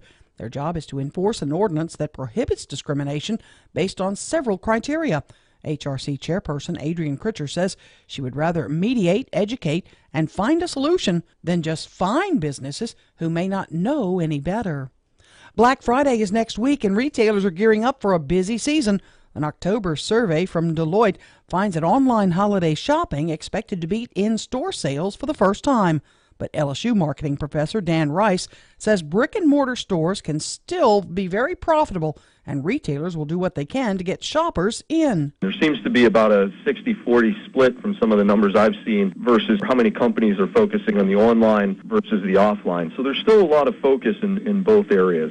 Rice expects this year to be better for Louisiana retailers, especially in South Louisiana. Drunk driving crash sends a mail carrier to the hospital. Troopers have arrested 40-year-old Jason Kidd for DWI and several other charges after he plowed into a mail truck. Sharon Vaughn was driving her mail truck on Highway 159 when Kidd's Chevy truck hit her. She is expected to recover. Following a 2-month-long investigation, Bossier PD make an arrest. 64-year-old Victor Kuntz is accused of first-degree rape. He's allegedly assaulted a girl under the age of 13 over several years. He's being held on a $250,000 bond. A special counsel could be appointed to look into Clinton Foundation dealings and an Obama-era uranium deal. The Justice Department says in a letter to the Judiciary Committee that Attorney General Jeff Sessions has directed senior federal prosecutors to evaluate certain issues raised by Republican lawmakers. Republicans are staking their claim to middle-class rescue in tax cut legislation deemed to carry tax hikes for millions.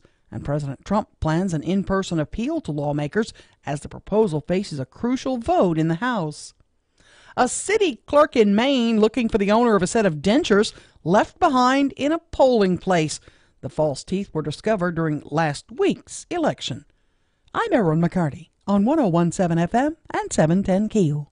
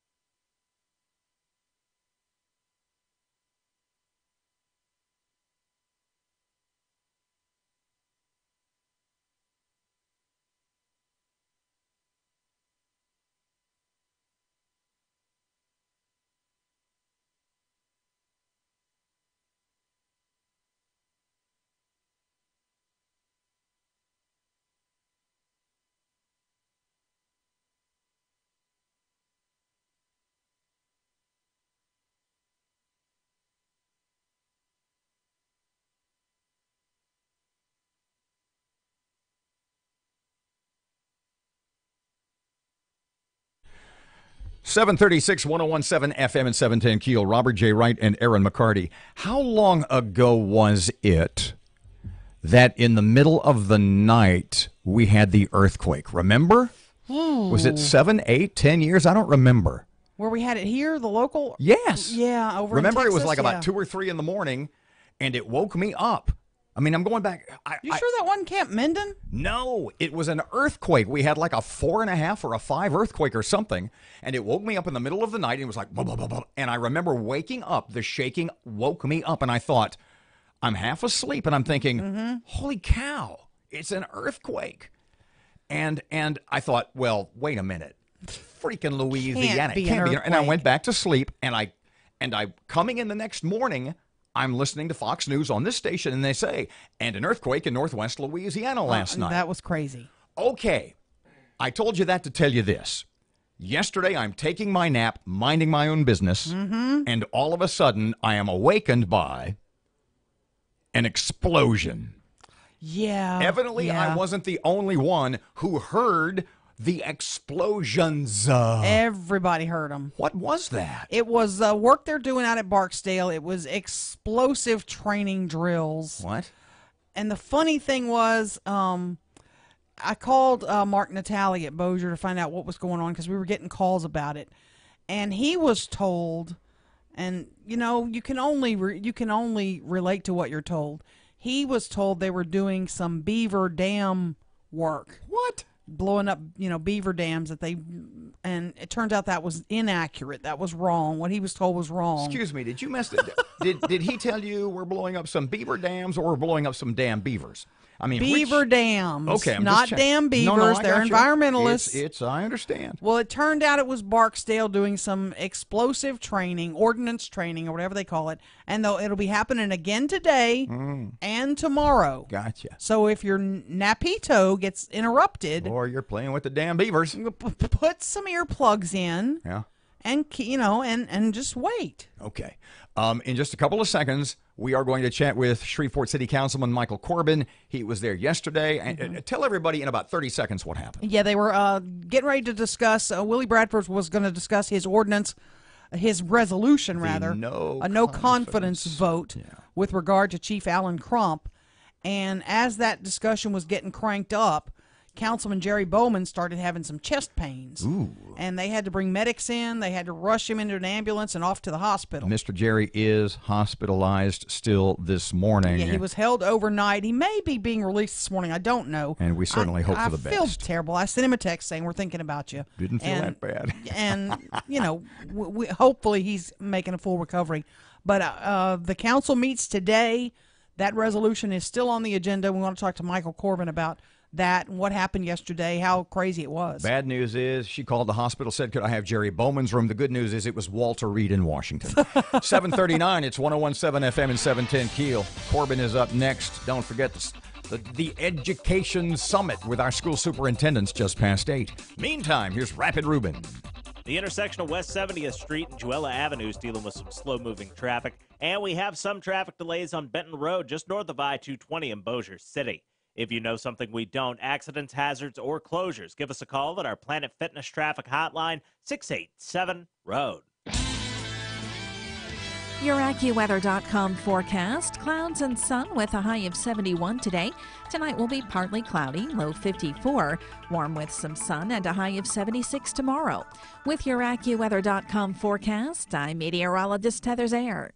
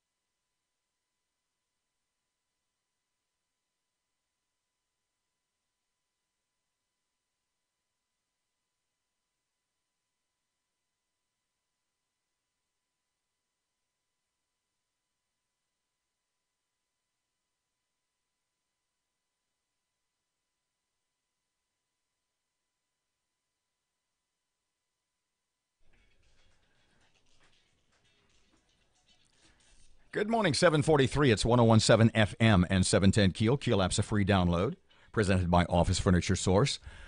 Shreveport City Councilman Michael Corbin is here for a couple of seconds. Hey, Mr. Mike, how you been? Good morning, Erin and Robert. How are y'all? Good. Getting younger every day, as I like to say. Got to ask you first about Jerry Bowman. Have you talked to his family? How's he doing this morning? He was rushed to the hospital from the council meeting yesterday. What do we know? I've not gotten an update today, but everything that I've heard so far does not sound too serious. It just sounds like precautionary measures. Okay, describe what happened. You're at the council meeting. You're getting ready to discuss Willie Bradford's resolution. Walk us through what happened. Well, really, I think it surprised most of the council members. We just saw Councilman Bowman stand up and exit the chambers, which, we all do from time to time, whether to get a phone call or grab a Coke or something like that. And then he was immediately followed by the fire chief and some assistant chiefs, and we began to think something might wrong. And it wasn't until the end of the meeting that we realized that he had been taken to the hospital by EMS. So you went on with the meeting?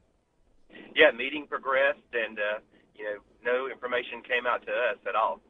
Wow. Any idea if he's going to be released today? Have you heard anything about that? I have not heard. Hopefully he is not there long, but want him to get all the rest that he needs and get himself taken care of.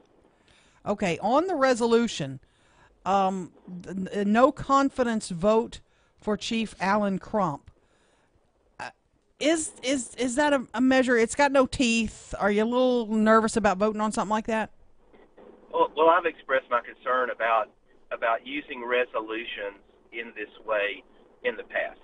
I don't think it's the most efficient way to govern, and I don't think that it does a very good job of replacing, community conversations and conversations between the mayor and council. So we'll see what happens today.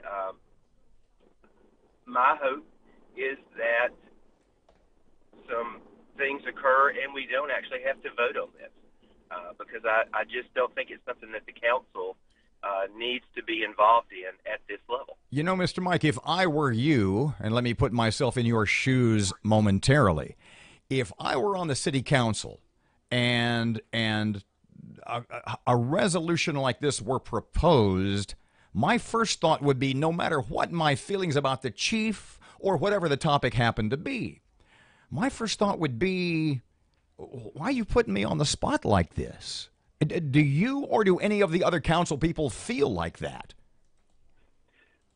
I will say for me personally that, I don't like to be surprised by seeing something on the agenda as controversial and the sponsoring council person has not reached out to me or, as it appears, most other council members. Excuse me, so Mr. Willie had not spoken to you and, as far as you know, a number of other councilmen prior to yesterday? I mean, you had to know this was coming, right?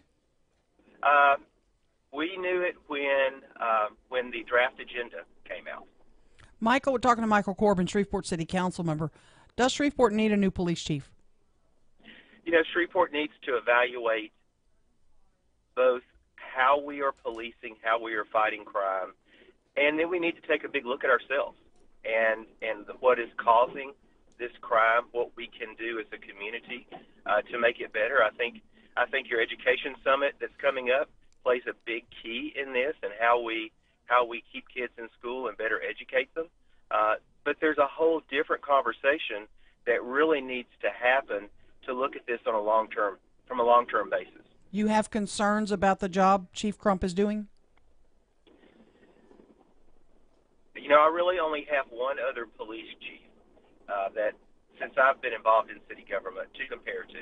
And everybody knows that the prior police chief and the current police chief are night and day different personality-wise, the way they approach things.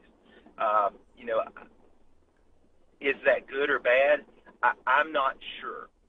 But I think that we have to have the confidence of the citizens and be sure that we have the confidence of the men and women that are out there in their patrol cars every day protecting the citizens. Michael, with regard to the October 30th incident, do you believe you've been told everything and seen everything, and do you believe you've been told the truth? I am not sure that I've been told everything, but then again, I have not sat down with the mayor or had an opportunity to sit down with the mayor and ask some additional questions. My understanding is there will be some more information released over the next few days, which may help the situation. It's easy to be an armchair quarterback in a situation like this. Pardon me, Mike. Pardon me just a second. We're down to the last 45 seconds. If theoretically you were on a big-time radio show and you said, I've got a couple of questions, would you care to share what those one or two questions might be? Well, I thought I was on a big-time radio show. But, first, but no, I mean, I do have questions like, is it normal for the chief and lieutenants to be at an everyday crime scene? What led to the chase and actually the firing of weapons in a residential neighborhood. There's a lot of things that I'd like to know better. Maybe great answers to them out there, but I think that information is just coming out slow and as the investigation continues. Councilman Michael Corbin, thanks for your time. Thank y'all. Talk to you soon. Good morning, 749. It's 101.7 FM, 710 KEEL. Here's your KEEL AccuWeather.com forecast. Kind of cloudy today, partly cloudy, a little warmer near 70. Right now it's 54 at KEEL.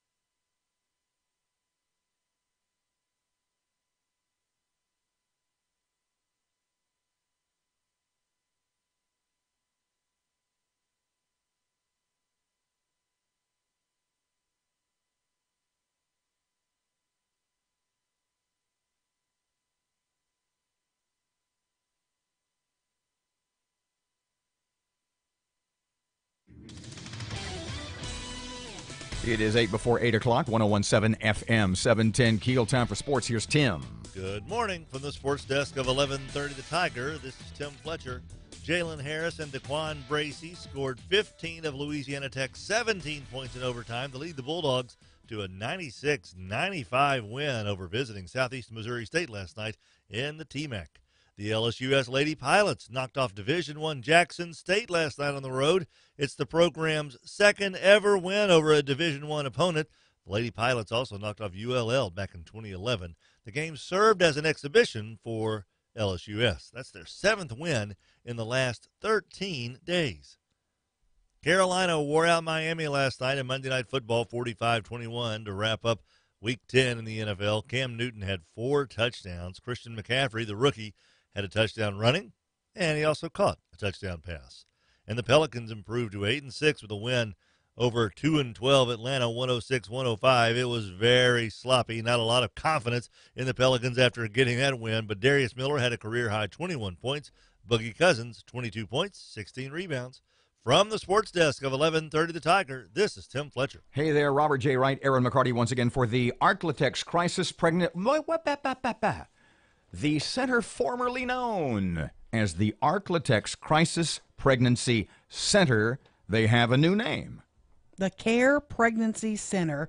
Been a leader in the pro-life movement in Shreveport-Bossier since 1994. The whole goal is to offer life-affirming support in an accepting environment for the men and women who find themselves faced with an unplanned pregnancy. See me on camera waving at you frantically down here? Yeah. Okay, so they've been around for 94, 04, almost 25 years. Mm-hmm. Why on earth would they change their name at this point? Well, they want folks to know it's still a safe place where they'll offer life-affirming support in an accepting environment. You want more information about the CARE Pregnancy Center? Check them out at GiveThemOptions.com. Arklatex Crisis Pregnancy Center has a new name, the CARE Pregnancy Center. Find out all the info online, GiveThemOptions.com.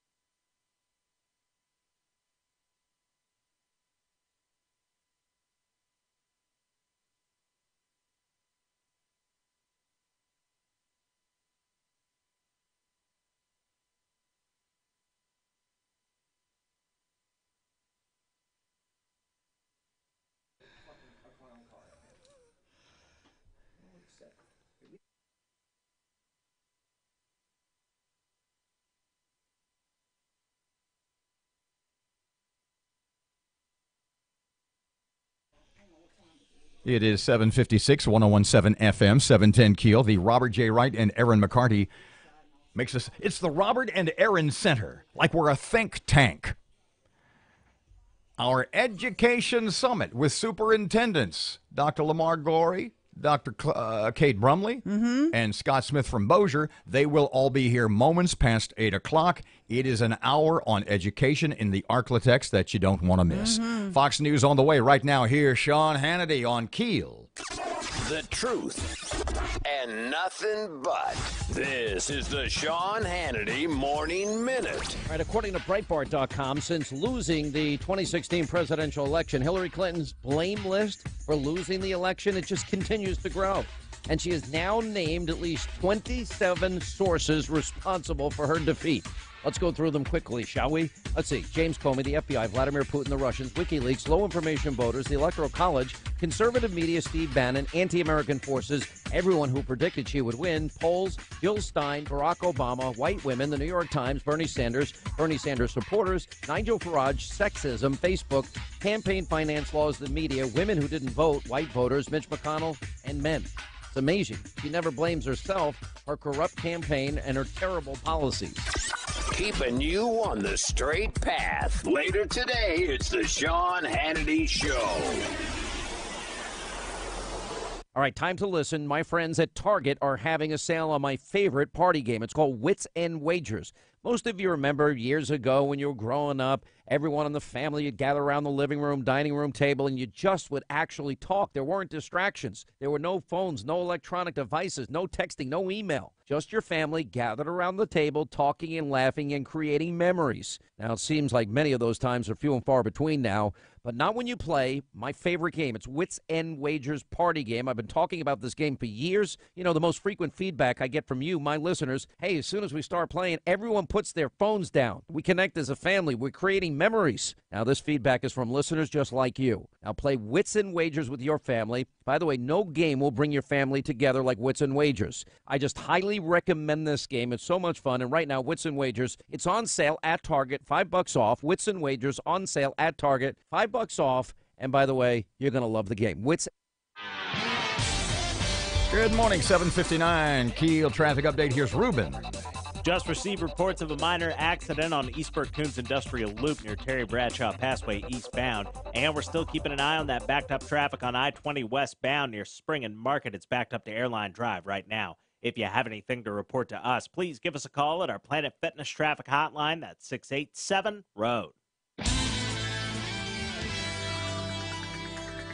Your AccuWeather.com forecast. Times of clouds and sun with a high of 71 today. Partly cloudy tonight, low 54. Warm with some sun, high 76 tomorrow. With your AccuWeather.com forecast, I'm meteorologist Heather Zaire. Right now, 54 degrees, 1017 FM, 710 Keel, 8 o'clock, Fox News. Breaking news and trending talk. This is 1017 FM and 710 Keel. KEEL, Shreveport.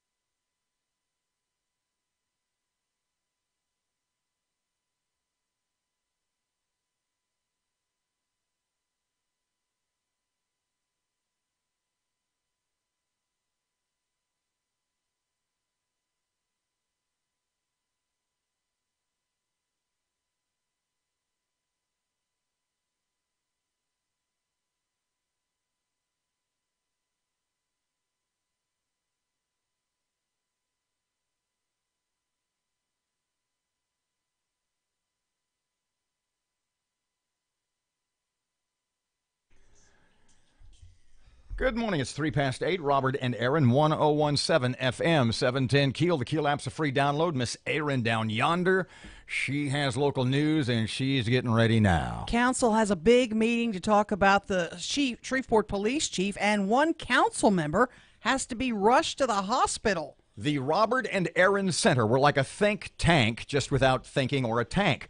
Doctors Lamar Gorey and Cade Brumley and Scott Smith, school superintendents, all join us for the 8 to 9 hour that's just ahead. Plus Fletcher in sports and traffic and weather, and it's all coming up this hour, and it's right here on KEEL.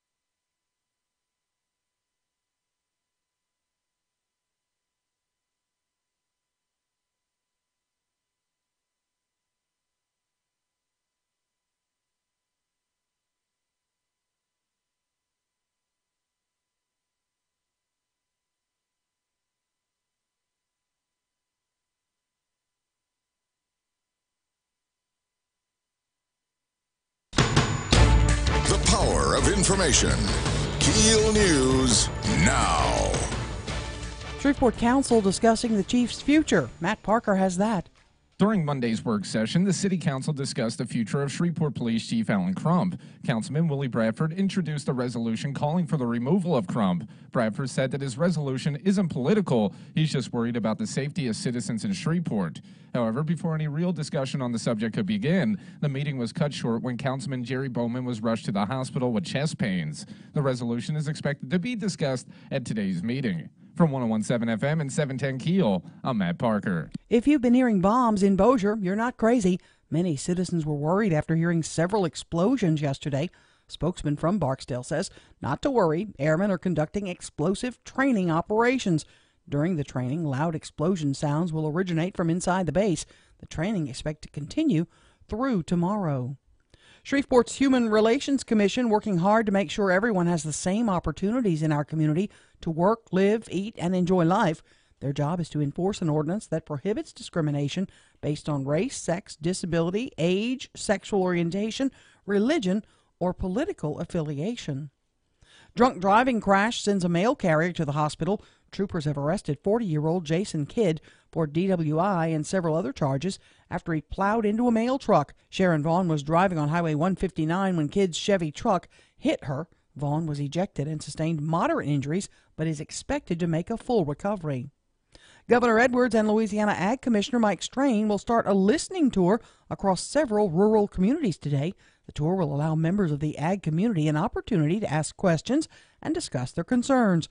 Strain says they want to know the challenges farmers face. Together we can then devise a game plan, as you would say, and then try to facilitate that into growing our economy and growing agriculture. They'll be at the Woolridge Cattle Company in Mooringsport this morning.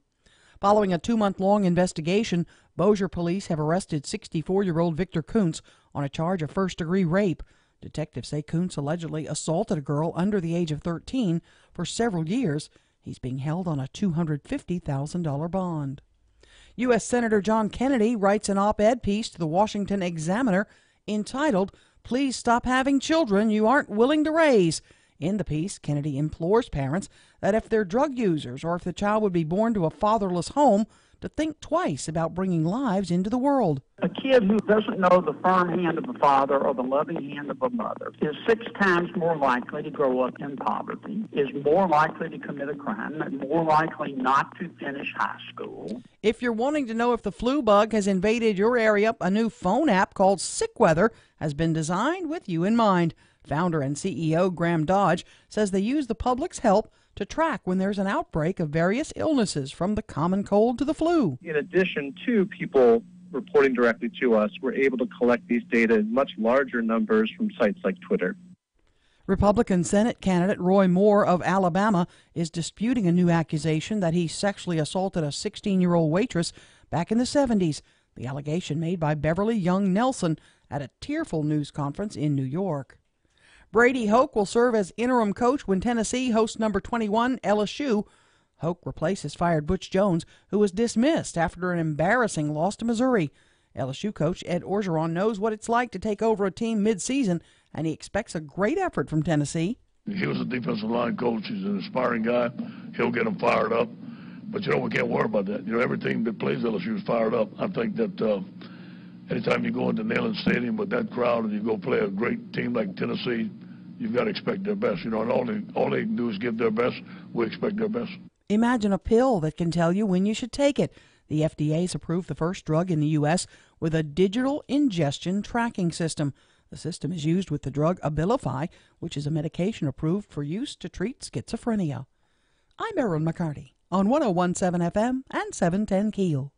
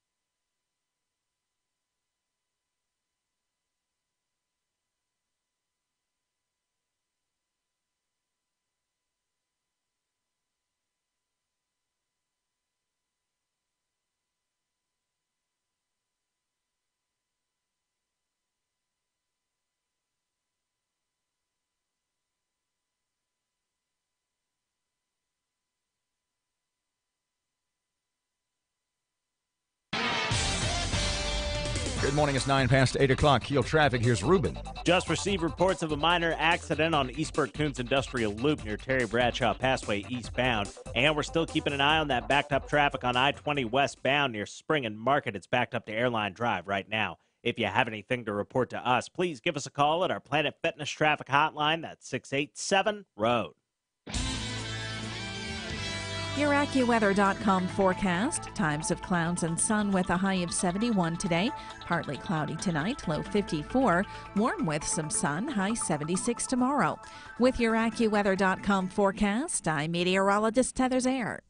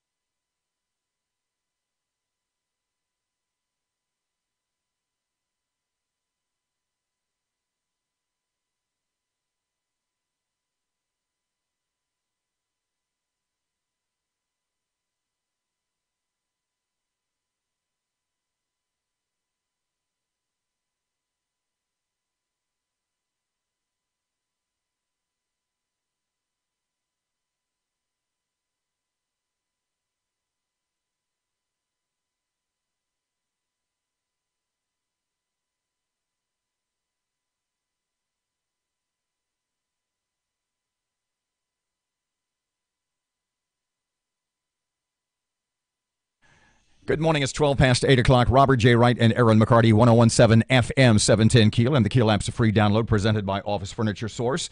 Three distinguished, professional, intelligent gentlemen in the room. This was a pretty good idea. I'm Why sorry I feel to out admit of it was place. your idea. Let me introduce Caddo Parish School Superintendent, Dr. Lamar Gorey. Thank you for taking time for us. Good morning. From DeSoto. I feel like an MMA announcer. And now from DeSoto Parish. We'll put a world champion in front of it. Dr. Cade Brumley.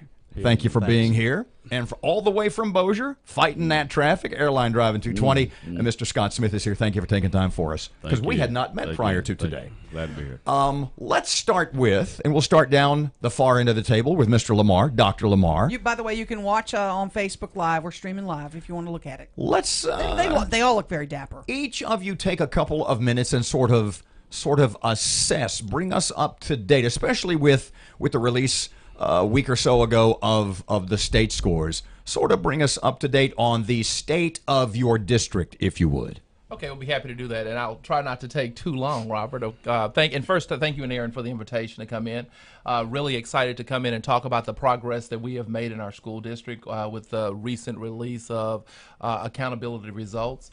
Really excited that the district did grow. We saw a 3.6 point growth, bringing us to a 78%. We still held tight as a C district, and as we look at that C and the improvements, we really do feel encouraged that there's a lot to grow on. For the first time in the history of our schools, since the inception of accountability, Caddo Parish has no high schools that are labeled as Fs. We saw an increase in A schools. Captain Shreve joined the ranks of our A schools, and really cool that happened as they celebrate their 50th anniversary of that school. Saw significant schools go up. We saw some declines, and we're just excited that we have developed plans around those schools that have declined. We're excited that this scores really speak to our efforts within our most needy schools, and it's really presented an opportunity for us to continue to grow and improve where we need that extra effort in our school system. And equity is the key in Caddo Parish. And if we look at our school districts, and I was having a conversation with someone on yesterday, and if you look at Title I schools, which are schools that are made up of high poverty, if you look at Walnut Hill, Claiborne, and Warner Park, those are all Title I schools. So they all have high percentage of children in poverty, but they're so different in makeup. So really looking at how do we as a central staff make sure that our supports are designed and we are supporting what the needs are of the schools has been our push, and that pushes that equity conversation. No longer do we give all schools the same, but our focus is more on making sure every school has what it needs for its population to be successful. Speaking of plans, Dr. Brumley from DeSoto. Yeah, every time we talk to you, you are an A district, and we say, tell us about that, and you say, we have a plan and we implement it. We have strategy. And we hold to that strategy. We believe it's working. All the time people say, what are you doing differently next year? Well, we're not going to do much. What we are doing seems to be working. This is Bride session. Note that Lamar's short answer was about 3 minutes. But I will, if you can. I will say, for the second straight year, we've been able to hang on to that A. It's because of the team that we have and the work that we're doing, the strategy that we have. To put that in perspective, and this is the comment that I make probably more than anything that puts it into perspective. In 2010, we were the 45th ranked system in the state of Louisiana out of about 70 systems. And this year when the results came in, we're number 9. So we broke into the top 10. So we're really proud of that. We're proud of our kids and what that represents. But a score does not define us. A letter grade does not define us. The people and the character of our people is what defines us in our system. Scott Smith, Bossier Superintendent, you guys are another A system. Big news for Bossier, right? Well, thank you, Erin, and I appreciate y'all allowing me to be able to speak here tonight, this morning, actually.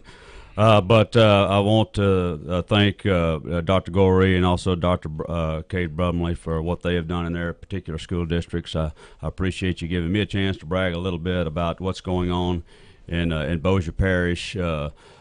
This is actually our first time becoming an A district. And, of course, these scores are based upon last year's 2016-2017 scores. We improved by nearly 10 percentage points, which we feel great about that. Cade mentioned following a plan, and that's exactly what we have done. We have tried to follow a plan. We initiated professional learning communities, which is basically collaboration between all of our educators to help develop an individualized plan for each one of our students to help ensure that they all succeed, from those students who are achieving at the lowest level to those who are achieving at the highest level. So we've already been able to see results from that, and so we will continue that forward, and we're going to be moving into an actual, a more intense level of implementation of professional learning communities with a differentiated learning, which we really look forward to good things out of that. This will be a short answer for you all probably, but we got several texts, and one was this to all three of you. Is there anything you can do to give us a better school calendar? Parents are, upset about all the different breaks and the holiday breaks and the spring break and the fall break and school starting in the early August. Is there anything the three of you could work together so that the calendar in the whole region is what the same? What could you guys do to make everybody happy all the time? Yeah. Well, the challenge there is that everyone has particular needs and wants. When we designed our calendar, and we've really worked very closely with these guys to try and, we do communicate about our calendars. And one thing that we've tried to do, and I've really stolen it from DeSoto, is to have those frequent breaks. Because, there's research around teachers really benefit teachers. Research around teachers benefiting from having at least one day off every 30 days. This work takes so much out of you that opportunity to rejuvenate is really important. So we really tried to build our calendar around that. In addition to that, you have to look at your testing windows and look at opportunities for teachers to collaborate on assessments and things of that nature. So we built those times into our calendar. But the short answer is yes.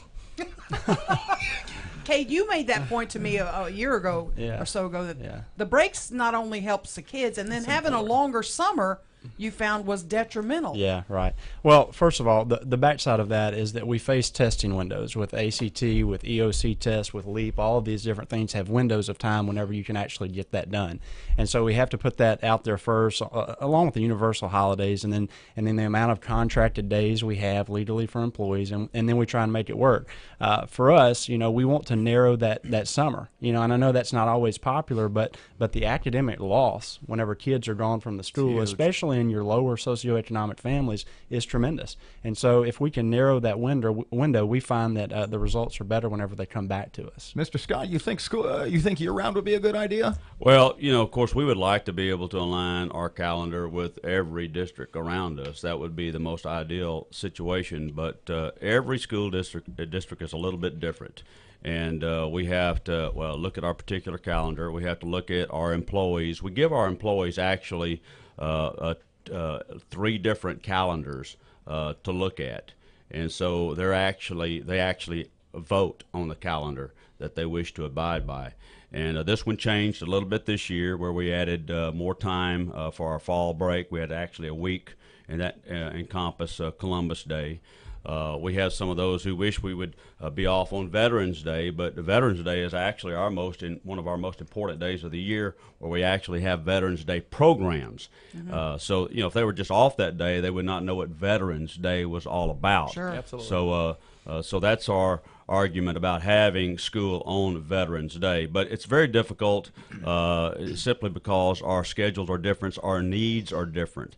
Actually, usually one of our calendar options does coincide with Caddo's, because we get those phone calls a lot that maybe parents who have children whose students attend school in Caddo. But so far, every once in a blue moon, the schedules do line up, but most of the time they don't. Scott Smith, Bossier, Kate Brumley, DeSoto, and Lamar Gorey from Caddo Parish. You got something before we go? Just going to say, it's not too late to get your texts in. If you have a question for them, you can always text us on the Shreveport Security Systems text line. 318-392-1884. Time for traffic. Here's the latest update. Here's Ruben, and he's on Keel. Just received reports of a minor accident on Eastburg Coons Industrial Loop near Terry Bradshaw Passway eastbound. And we're still keeping an eye on that backed up traffic on I-20 westbound near Spring and Market. It's backed up to Airline Drive right now. If you have anything to report to us, please give us a call at our Planet Fitness traffic hotline. That's 687-ROAD. Your AccuWeather.com forecast. Times of clouds and sun with a high of 71 today. Partly cloudy tonight, low 54. Warm with some sun, high 76 tomorrow. With your AccuWeather.com forecast, I'm meteorologist Heather Zaire. All right, I recently gave my home a facelift.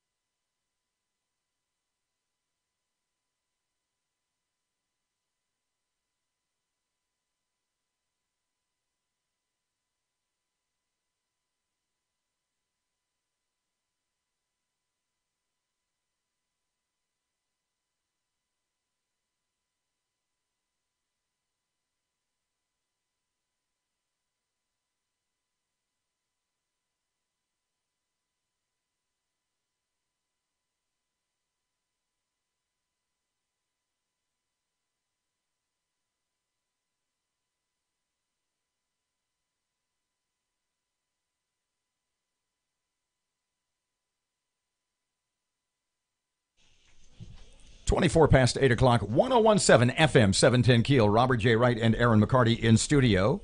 3 school superintendents from the Arklatex, Dr. Cade Brumley from DeSoto, Lamar Gorey, Dr. Lamar Gorey from Caddo, and Scott Smith from Bossier Parish. We want to get into some pretty serious, heady stuff, not that all of this will be, in the second half when our segments are longer. You got anything? A couple of texts from the security system, Shreveport Security Systems text line. Yeah, folks want to know. We'll get into a little bit more of it, but there are some questions about do we do enough for the schools where the kids are in disadvantaged neighborhoods? Can we do more? Can we adjust budgets? I know we've tried. I'm looking at you. I know you guys have done everything you can. Are there other innovative ideas we should look at? I'll start off speaking to that. We're in a system, and I often describe it as a system of schools more so than a school system, because even from our strategic planning perspective as a district, we have to consider the unique needs of our different schools. I'm so proud that Caddo Parish has made significant gains in the area of equity, in the respect that we now acknowledge that it's more challenging to staff some of the schools in our district, and our board does do differential pay for those schools. So you are not paid the same thing to work in every school within our school system. If you work in the transformation zone or in one of these failing schools, you make more money. You make more money within our transformation schools, but we realize that even right outside, we're probably 3 tiers of schools.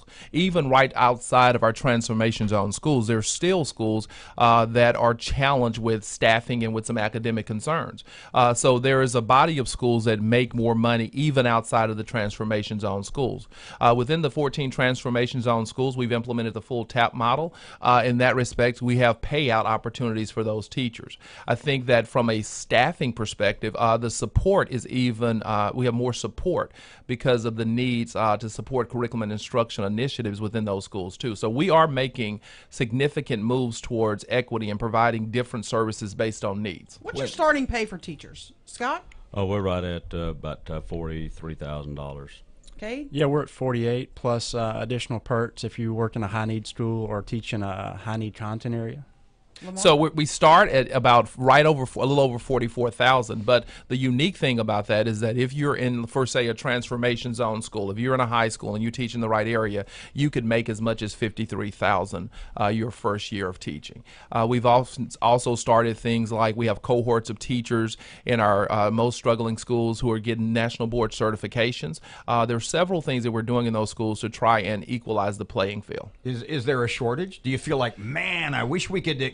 I wish more and better people applied to be teachers in Caddo Parish. I would be surprised if all of us did not acknowledge that there's a shortage. In fact, this year we were ahead of the game, and we have really been in the best staffing situation that we have been in many years. And remember, we employ 3,000 teachers in Caddo Parish, so it was nothing in the past years for there to be 100 to 150 classrooms without certified teachers. We've made significant improvements this year, and we're really excited about that. And it started by attacking those schools that are more difficult to staff. But even in that respect, we're still struggling to find people to staff all of our classrooms. How about you, Kate? Is it? I mean, are they beating down those DeSoto doors? We obviously have the highest pay in the region. At the same time, we still struggle. You're not going to struggle as much in a suburban school in a content area where there are a lot of graduates. But if you talk about high need schools and high need content areas such as math, science, it's a tremendous problem. One of the other areas that I really wanted to talk about, and it's a nationwide problem, is the fact that only 2% of America's population, now let that sink in, 2% of America's population are African American male teachers. Mm-hmm. We need to see more African American males go into education and work with our children.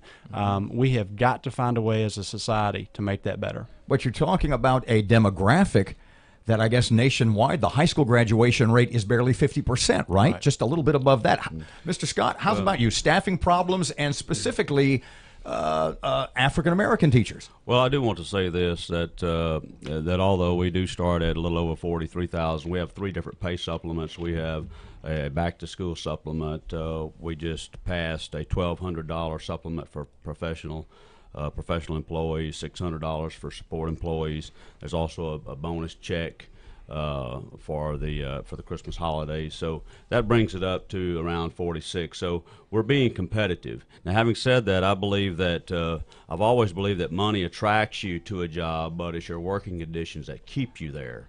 And we believe that in Bossier Parish we have outstanding working conditions for our teachers and other employees that work there. So we have a great percentage of rate that stays within our district once they come and they work there.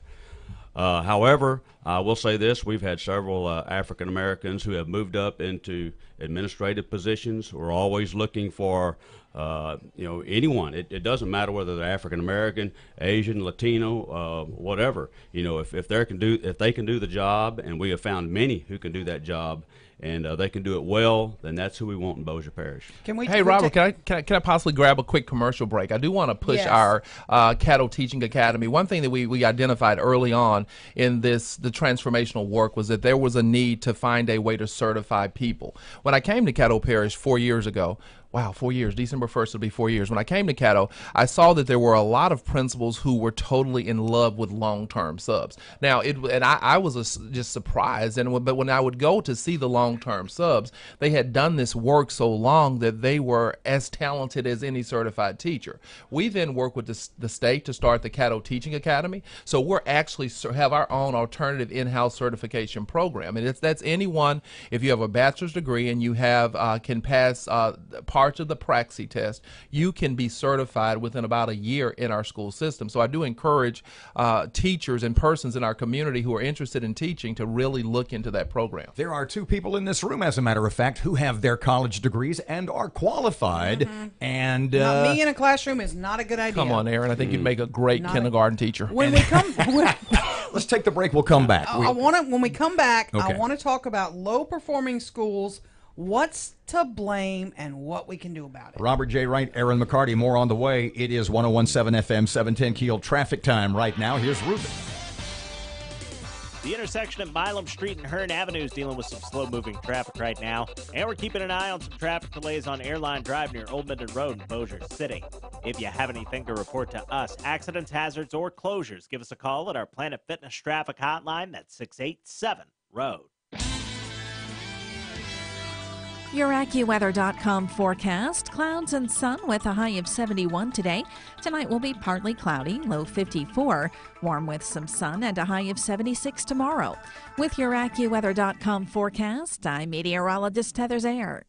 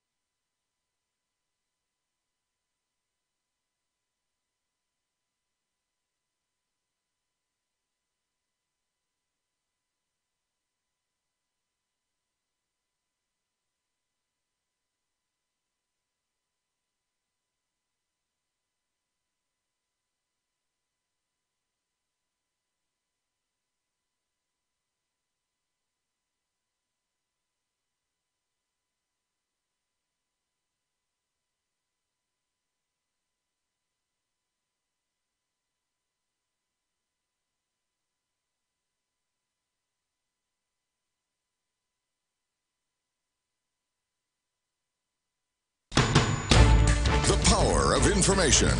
KEEL News now. The Shreveport Council debates a measure showing a no-confidence vote in the job Police Chief Alan Crump is doing. The measure has no impact on the chief's position. Rather, it would send a message to the administration. Meantime, the meeting came to a halt when Shreveport City Councilman Jerry Bowman had to be rushed to the hospital after experiencing chest pains during the council meeting. His wife says he is resting comfortably.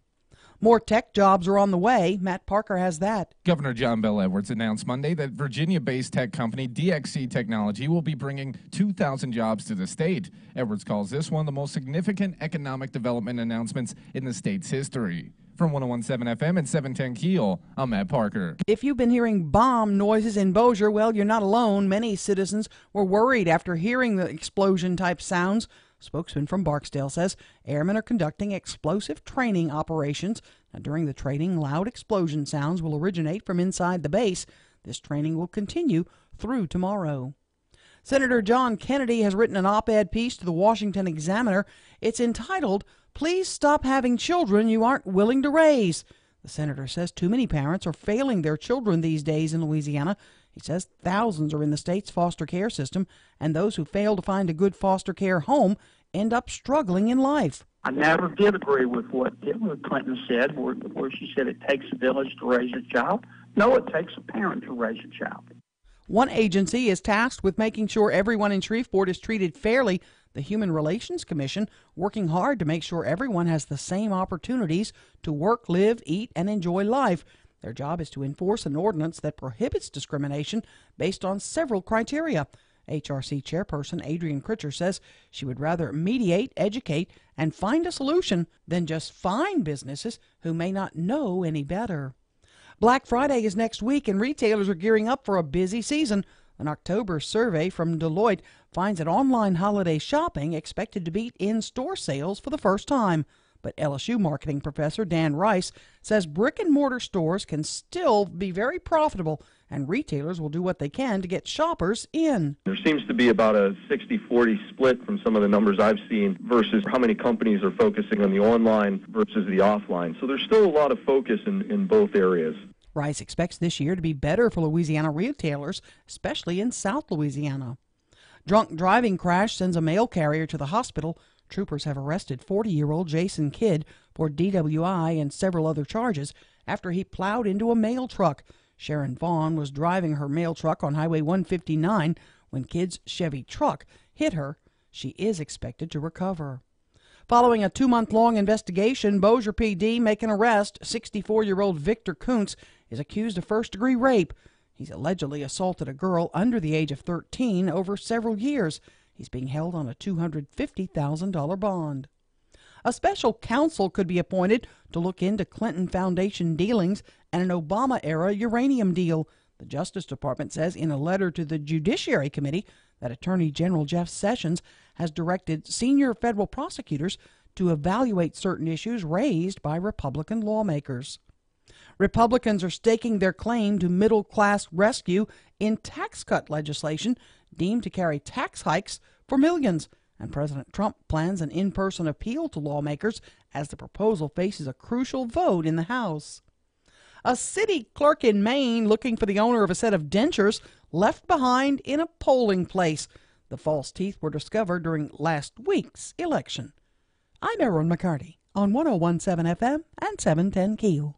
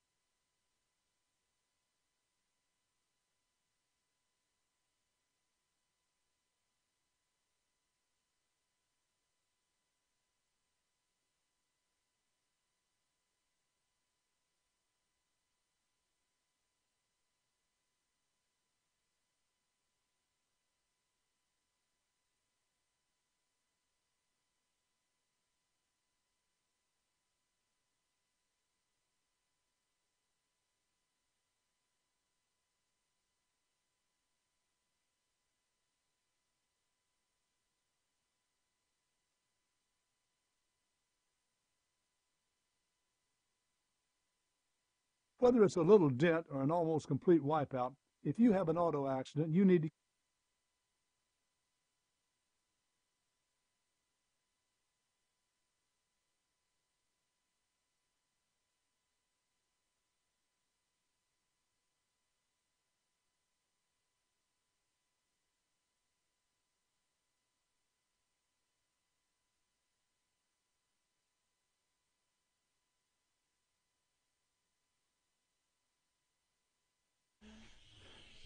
Good morning. It's 8:41. Robert and Erin, 101.7 FM, 710 Keel in studio. Superintendent Scott Smith from Bossier Parish, Dr. Cade Brumley from DeSoto, and Dr. Lamar Gorey from Caddo. I'm going to quote, to start off this next lengthy segment, I'm going to quote Doctors Brumley and Gorey from our interviews with you over the last couple of weeks. And it's a couple of quotes that I have certainly mentioned more than once. And it has to do with Erin's topics about failing and or troubled schools. And Dr. Lamar, I'll start with you. And your quote was, in reference to students, they, meaning a great number of them, you said they are hostages of their own poverty. Mm-hmm. We are the best that they have. Cade, you said the following, that you get students coming into your system who can't count to 10, who don't know their colors, who lack basic reasoning skills. And the point I made to Erin, it was in reference to one of the F schools. And she was saying, oh, it's an F school. Why is it still open? And I said, because maybe... Boy, I got in trouble for that. Because maybe... and I just want you all three to tackle this. And I said, maybe when you look at that F school, and theoretically, if that F school has a 50, maybe the fact that it's a 50 instead of a 30, maybe that F at 50 is an example of some of the greatest teaching in the state of Louisiana to get it to a 50. Let's talk about some of those problems. Yeah. The greatest challenge that our generation faces in terms of education is birth to 5. Mm-hmm. You know, over half of our students in our MSA, the schools that we represent, come to school without the ability to count to 10, without the ability to signify red from blue, without the ability to have basic reasoning skills. In many cases, the kids don't even know their own name. Who's to blame for that? Well, you have several things that have happened. You have breakdown of home supports. There was a quote earlier in the morning where someone referenced the Hillary Clinton, it takes a village to raise a community, and right now it does, but it shouldn't. It should take a parent. Mm-hmm. And unfortunately, in so many of our communities, that's not what we have. So we have everyone having to step in, and then you say, well, why do school budgets go up?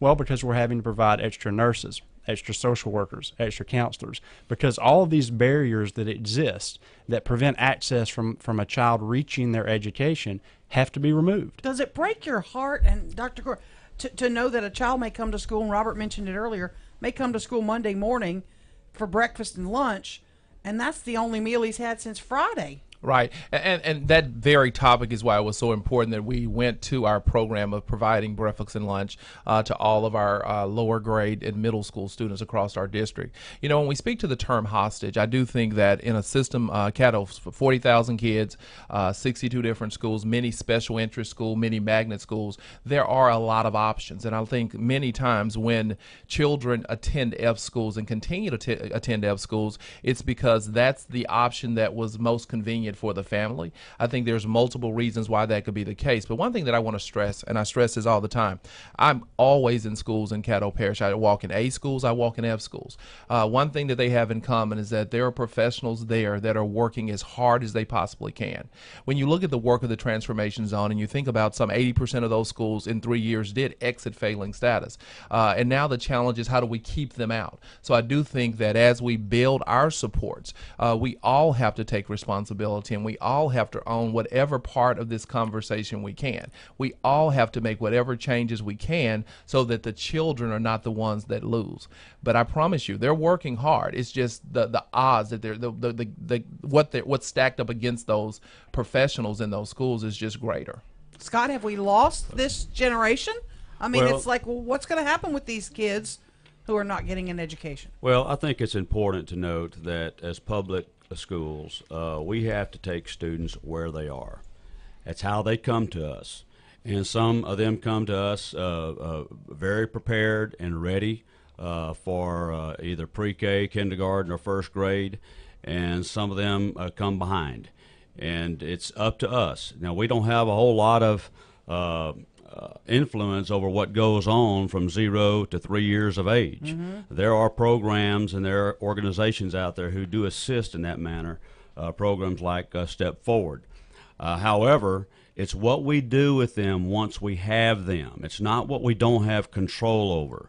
So it's whatever prescription of lessons that we have for them, where they are, and to take them where we want them to be is what is important. And we believe in Bossier Parish that we have a system in place that will meet those children where they are, wherever they may be, and take them to where we want them to be. Does it dumb it down, though, for the parents who are doing the job and who taught their kids, but they send their child to this school, and you have to meet the needs of those who don't have?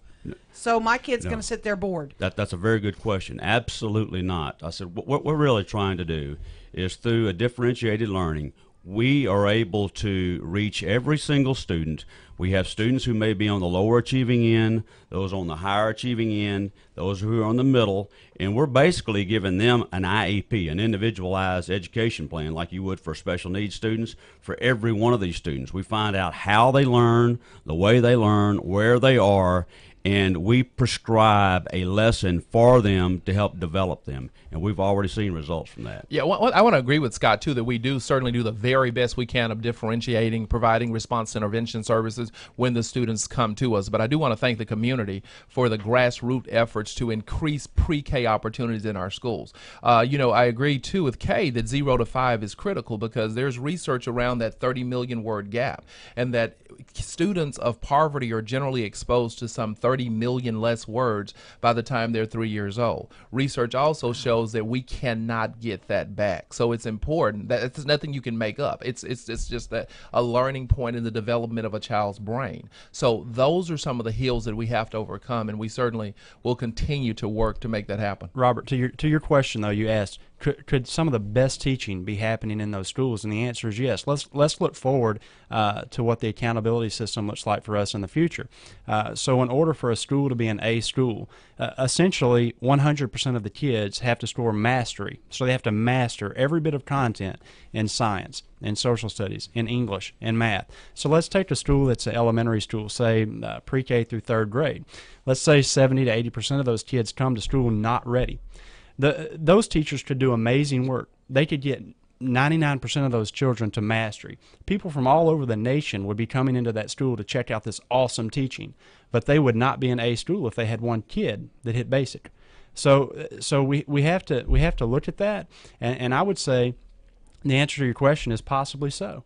Some of the absolute best teaching that we have is in some of our higher need and our higher need populations. Let's take a break a couple of seconds early. I know they want to get to where we're going now. The future of your respective school districts, your parishes, etc. Scott Smith, Kate Brumley, Lamar Gorey, more coming up. Yeah, let's hit the traffic right now. Ruben waving frantically from the other room. Here's an update. Greenwood Road's dealing with a spot of slow-moving traffic around Broadway Avenue right now, and we're still keeping an eye on some traffic delays on Texas Street in downtown Shreveport. If you have anything to report to us, please let us know at our Planet Fitness traffic hotline. That's 687-ROAD. Your AccuWeather.com forecast. Clouds and sun with a high of 71 today. Tonight will be partly cloudy, low 54. Warm with some sun and a high of 76 tomorrow. With your AccuWeather.com forecast, I'm meteorologist Heather Zayer.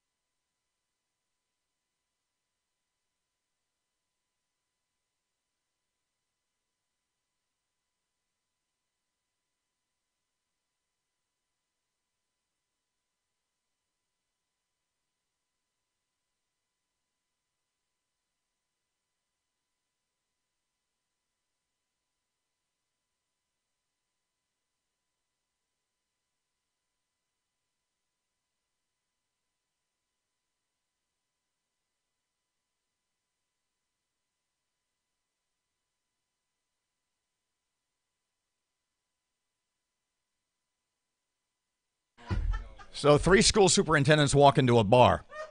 And they say, "Oh, you guys must be from South Louisiana." Yeah. 101.7 FM and 710 Keel. Robert and Erin, school superintendents Dr. Lamar Gorey and Kate Brumley and Scott Smith. We've got about 5.5 or 6 minutes, and you all three wanted to address in your own specific instances the future of your future of the education in your parishes. Dr. Gorey? You know, what I'll say is that we are all about higher standards for children. Everyone embraces that, and we know that if we look at our school system for the last 5 years, we've made significant strides.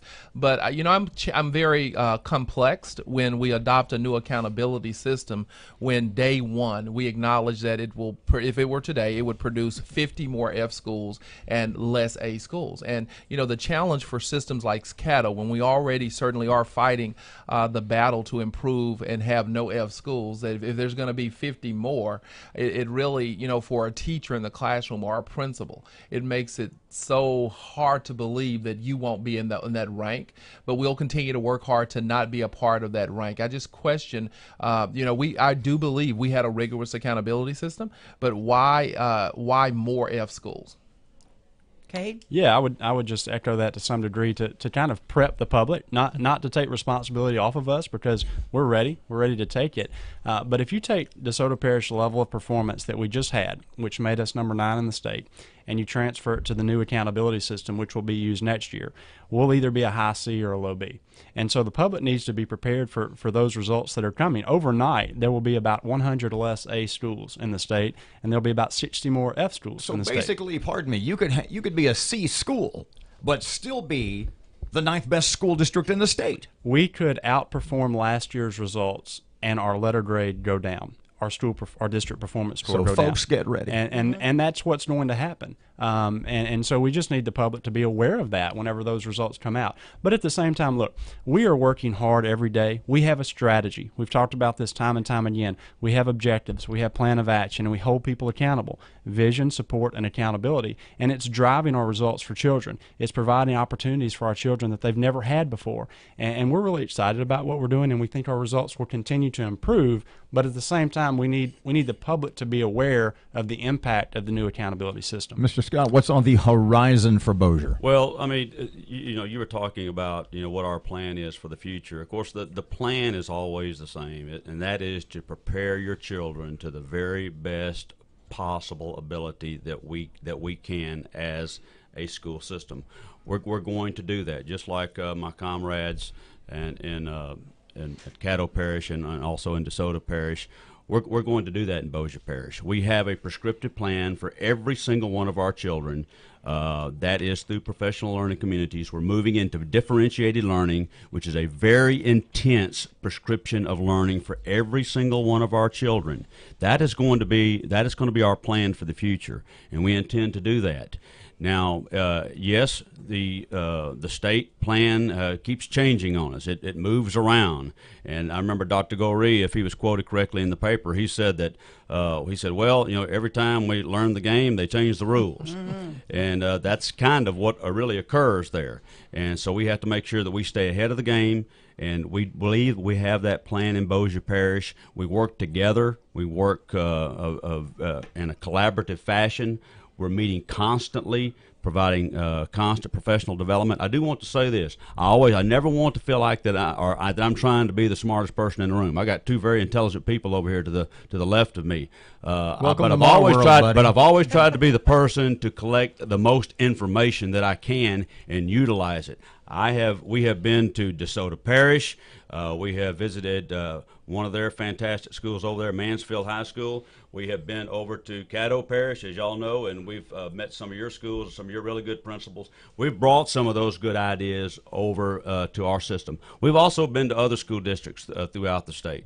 And so we have to know, and here again, each one of our districts are different. We are growing in most every area of our parish. We have only one area that's actually lowering in numbers, and that's in the northern part of the parish, up close to the Arkansas line, Plain Dealing. We are actually consolidating two schools into one. It's going to be a K through 12 setting, beginning with the 2018-2019 school year. But now what we have building plans in the rest of our parish, in the south and in the east and also to the north. So we're going to make sure that we're meeting all of our objectives for the very best of our children. Last minute, we're up against a hard break. This one was for you, Dr. Gorey. Cash is king. Can we find some money, or if money fell out of it, can we pay kids to get A's and B's? Oh, give them my $100 a month. You get A's and Wow. B's, you get $100 a month. I don't even do that with my own children. Would it work? So I don't know if it would work or not, but if we could find more money, we would do things like, we're really excited. We had 4 schools that are top gains, and we have an incentive stipend. We're doing $1,500 for all teachers to principals, and so excited that our board tonight will vote to approve doing a $300 one-time stipend for all the support persons. So what I would do with the money today, kids? I don't we've think given so. them bikes if they I get don't straight think A's, so. haven't we? Well, you know, one thing I think is we don't need to let children be defined by grades. There's so much more to the whole social emotional learning aspect of what's going to create a better world. So I struggle with paying you for what you should do. So Can we you would increase stipends to teachers, though. Can y'all stay and do a little after the show on Facebook Live? Gentlemen, we have 1 minute. We'll start with Mr. Smith in about 15 seconds, 20 seconds. Best thing about your job? The best thing about my job is, the tremendous challenge. Obviously, most of my entire career has been at the school level and working with those children, which is really the most fun. This job is truly a challenge, and to try to make a difference at the district level, that's very, very important, and I've been given the opportunity to do that. Yeah, whenever you see a child be successful and you know that you had a part in pulling a lever to make that happen, that's absolutely awesome. Right. You know, I've worked in large urban, I've worked in very suburban, very affluent districts. And in this job, the most rewarding part is I know I'm saving lives. I'm not just improving kids' academics performances. I'm not just increasing ACT scores, but we're literally saving children's lives, and it's so meaningful. Dr. Lamar Gorey, Dr. Kate Brumley, Scott Smith, thank you very much, gentlemen. On Facebook Live, they're going to answer some crazy questions of mine, all right? Oh, brother. I mean, great idea. 859, 1017 FM, 710 Keel. Fox News is on the way right now. Traffic update. Here's Ruben. The intersection at Milam Street and Hearn Avenue is dealing with some slow-moving traffic right now. And we're keeping an eye on some traffic delays on Airline Drive near Old Minden Road in Bossier City. If you have anything to report to us, accidents, hazards, or closures, give us a call at our Planet Fitness traffic hotline. That's 687-ROAD. Your AccuWeather.com forecast. Clouds and sun with a high of 71 today. Tonight will be partly cloudy, low 54. Warm with some sun and a high of 76 tomorrow. With your AccuWeather.com forecast, I'm meteorologist Heather Zare. Breaking news and trending talk. This is 101.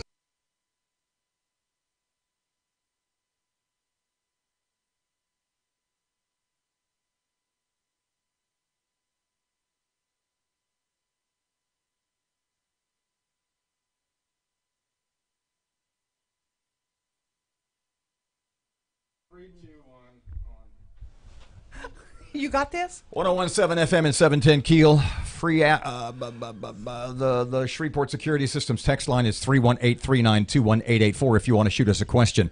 We have a little after the show with Dr. Lamar Gorey from Caddo Parish, Dr. Kate Brumley from DeSoto, and Scott Smith from Bossier. We have a surprise for them. We'll get to that in a couple of minutes. I have a couple of crazy questions for them. Okay, go ahead. One is education related, so we'll get favorite teacher in your childhood and why? Oh my God! And you know I have so many of those, so I have to go with Hattie Wade, Miss Wade, who is the one of the music director at Galilee Baptist Church in Shreveport. She was my music teacher, and I don't know if she was my favorite teacher because she was. I really think it's because she's absolutely beautiful, and I think that she's definitely she's definitely my first teacher crush. But Miss Wade just made us think in the music classroom. She just made us feel that we could accomplish anything, and she's probably listening this morning. I had a lot of great teachers, Dolores Lynch, Miss Beach. I could go on and on about great teachers that are listening probably now, but Hattie Wade just held a special spot in my brain. Same question, but not exactly. Did you have one that you hated then, but 5 or 10 or 15 years later? I went to Jesuit. I got a couple of those guys. I hated those guys, and now I think, wait a second. You great, were yeah. awesome. Do you have one of those? I hated them then, but they made me better than I thought I could be. Yeah, if I answer either of those questions, I'm going to get so many texts. That's why we're here, my friend. I'll tell you a funny story though. You know, whenever I was in the first grade, the teacher was going around the classroom. What are you going to be when you grow up? What are you going to be? And so kids would say an astronaut, a football player, you know, all this cool stuff. And I said, I'm going to be the school principal, and I'm going to be the school principal at this school. Wow. And so like 20 years later, I was named principal at that school, and my kindergarten teacher worked on my staff. I'll be. That's Scott, cool. do you have a favorite teacher? Well, you know, to go back with what Cade said, I wanted to be a principal too, but it was just at a different school. It's not the same school that I was located at. Oh gosh, I can just tell you there were several, but you know, there was one I remember in high school science, Mr. Hinckley. And not many may remember him, but you just remember. I remember many of the phrases and things that he would just say that just stuck with me and stay with me today. You know, for instance, you know, why you need to brush your teeth at night. You know, and he would give us all the scientific reasons. Right. You know, he would talk about the bacteria that would grow and everything else. And I never missed a single day of brushing my teeth since. You know, after he talked about that. You know, Scott, that's a good one. Hey, Let's start back with Lamar on this one. What guy were you in high school? Which guy were you? I was that below the radar guy. On the bench. You know, interestingly enough, in high school, I was an athlete. I was a football player, pulling guard, right guard, next to Reggie Davis, who was on the you know, was my tackle on my side, and I remember doing that. I was very much a leader. I was very, you know, academically, I did very well. I was in the Raider 10 at the time. I was, you know, it was me and Huntington, by the way, in just Huntington in High case School. some Shouts out to anybody. Huntington, class of '89. There you go. Me and council member Jerry Bowman, Your both in the favorite, same your class. favorite subject, your course subject you like? Mathematics, anything dealing with math was my favorite subjects. But I was that leader, athlete type kid. Cade? Oh, I was the guy all the girls wanted to be with, and all the guys wanted to be. Oh, okay. I always did that. Just go ask anybody. Like a 17-year-old James Bond. Yeah, 007. That was my nickname. Yeah, that was you. Everyone loves Cade. And driving That that sounds like a movie. driving that super hip Aston Bronco. Aston Bronco. How's about you? well, just want to Cade again. Now, Cade, now that you're superintendent, you got to be careful about that kind of thing. About all the girls being after you. Be careful about that. In high school, not supervised. As long as you don't touch. Yeah. Well, I was Did he just say that? We'll edit that out for the network feed. We were supposed to have fun with this. Is that right? Let me ask Okay. y'all Everyone this wants too. to be admired. You mentioned football. If you could be, if I could wave a magic wand and you could be a pro athlete today making millions of dollars, what sport would you be? Where would you be playing? Scott, start with you at this end. Well, I would be a linebacker, I think, on any of the NFL teams, and I would be standing proudly for the national anthem with my hand over my heart. Oh yeah, hoorah! Yeah, I would be playing America's Game baseball, and I'd be the starting shortstop, and I'd be hitting at least 400. Oh wow, okay. All right, Yeah. you know we are, you know, in love of my Cowboys, I would be a football player for the Dallas Cowboys. How about that? Oh man, that would be awesome. They needed you the other day. Okay. Yeah, I think they may need me Sunday. We too. have a surprise we brought. Have you guys heard of the one chip challenge? No. You haven't. Cade doesn't eat chips. This is the hottest Is chip. that a carb? This is the, supposedly Cade the, said that's a carb. This is making Can we do grown celery? and this is making grown men a one chip. fall to their knees. Run out of Shaq O'Neal had to run like a baby to go get milk because he couldn't stand it. We want to see if you guys will take the one chip challenge. This was supposed to be fun. Like, what's your favorite movie? Yeah. So what's in it for us? We quickly your favorite movie before we eat the chip. What's in it for us?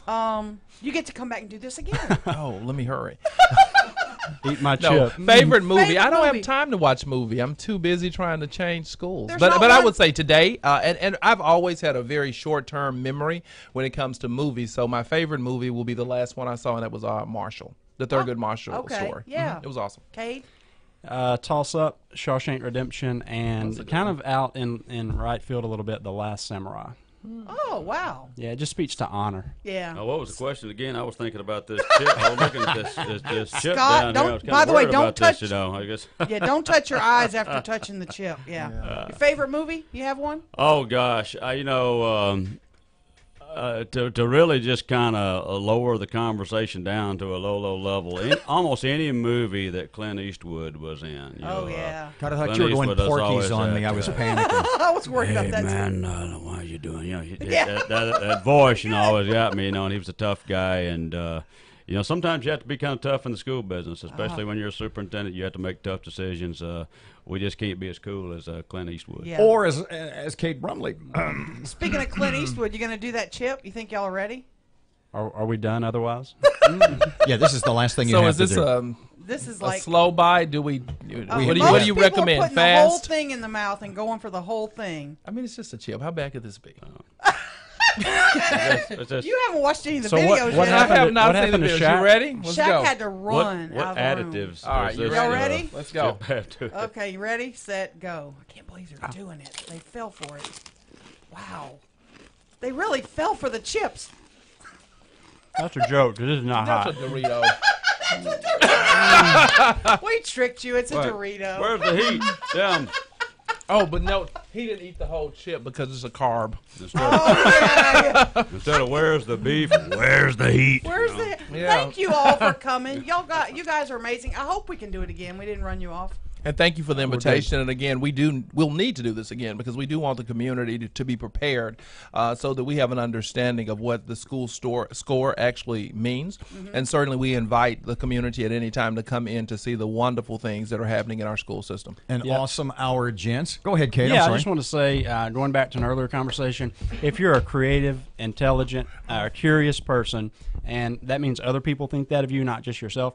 But if you're that person, call these school systems and say, hey, I want to consider teaching. Don't be scared. Yeah. I mean, if you talk to somebody who's in their early 20s about why they don't want to be a teacher, and as odd, it's they're afraid the kids are going to eat them alive. Yeah. Call us. Let us see what we can do. You learn how to do that. You learn how to be in control. I cannot think of a job on the planet that teaches one self-confidence and affirms one's sense of, I don't want to say authority, but you know what I mean, to stand up for yourself and be more than being a teacher would be. Well, awesome. Once again, I always agree with Kay, but I would just say call Bozier first.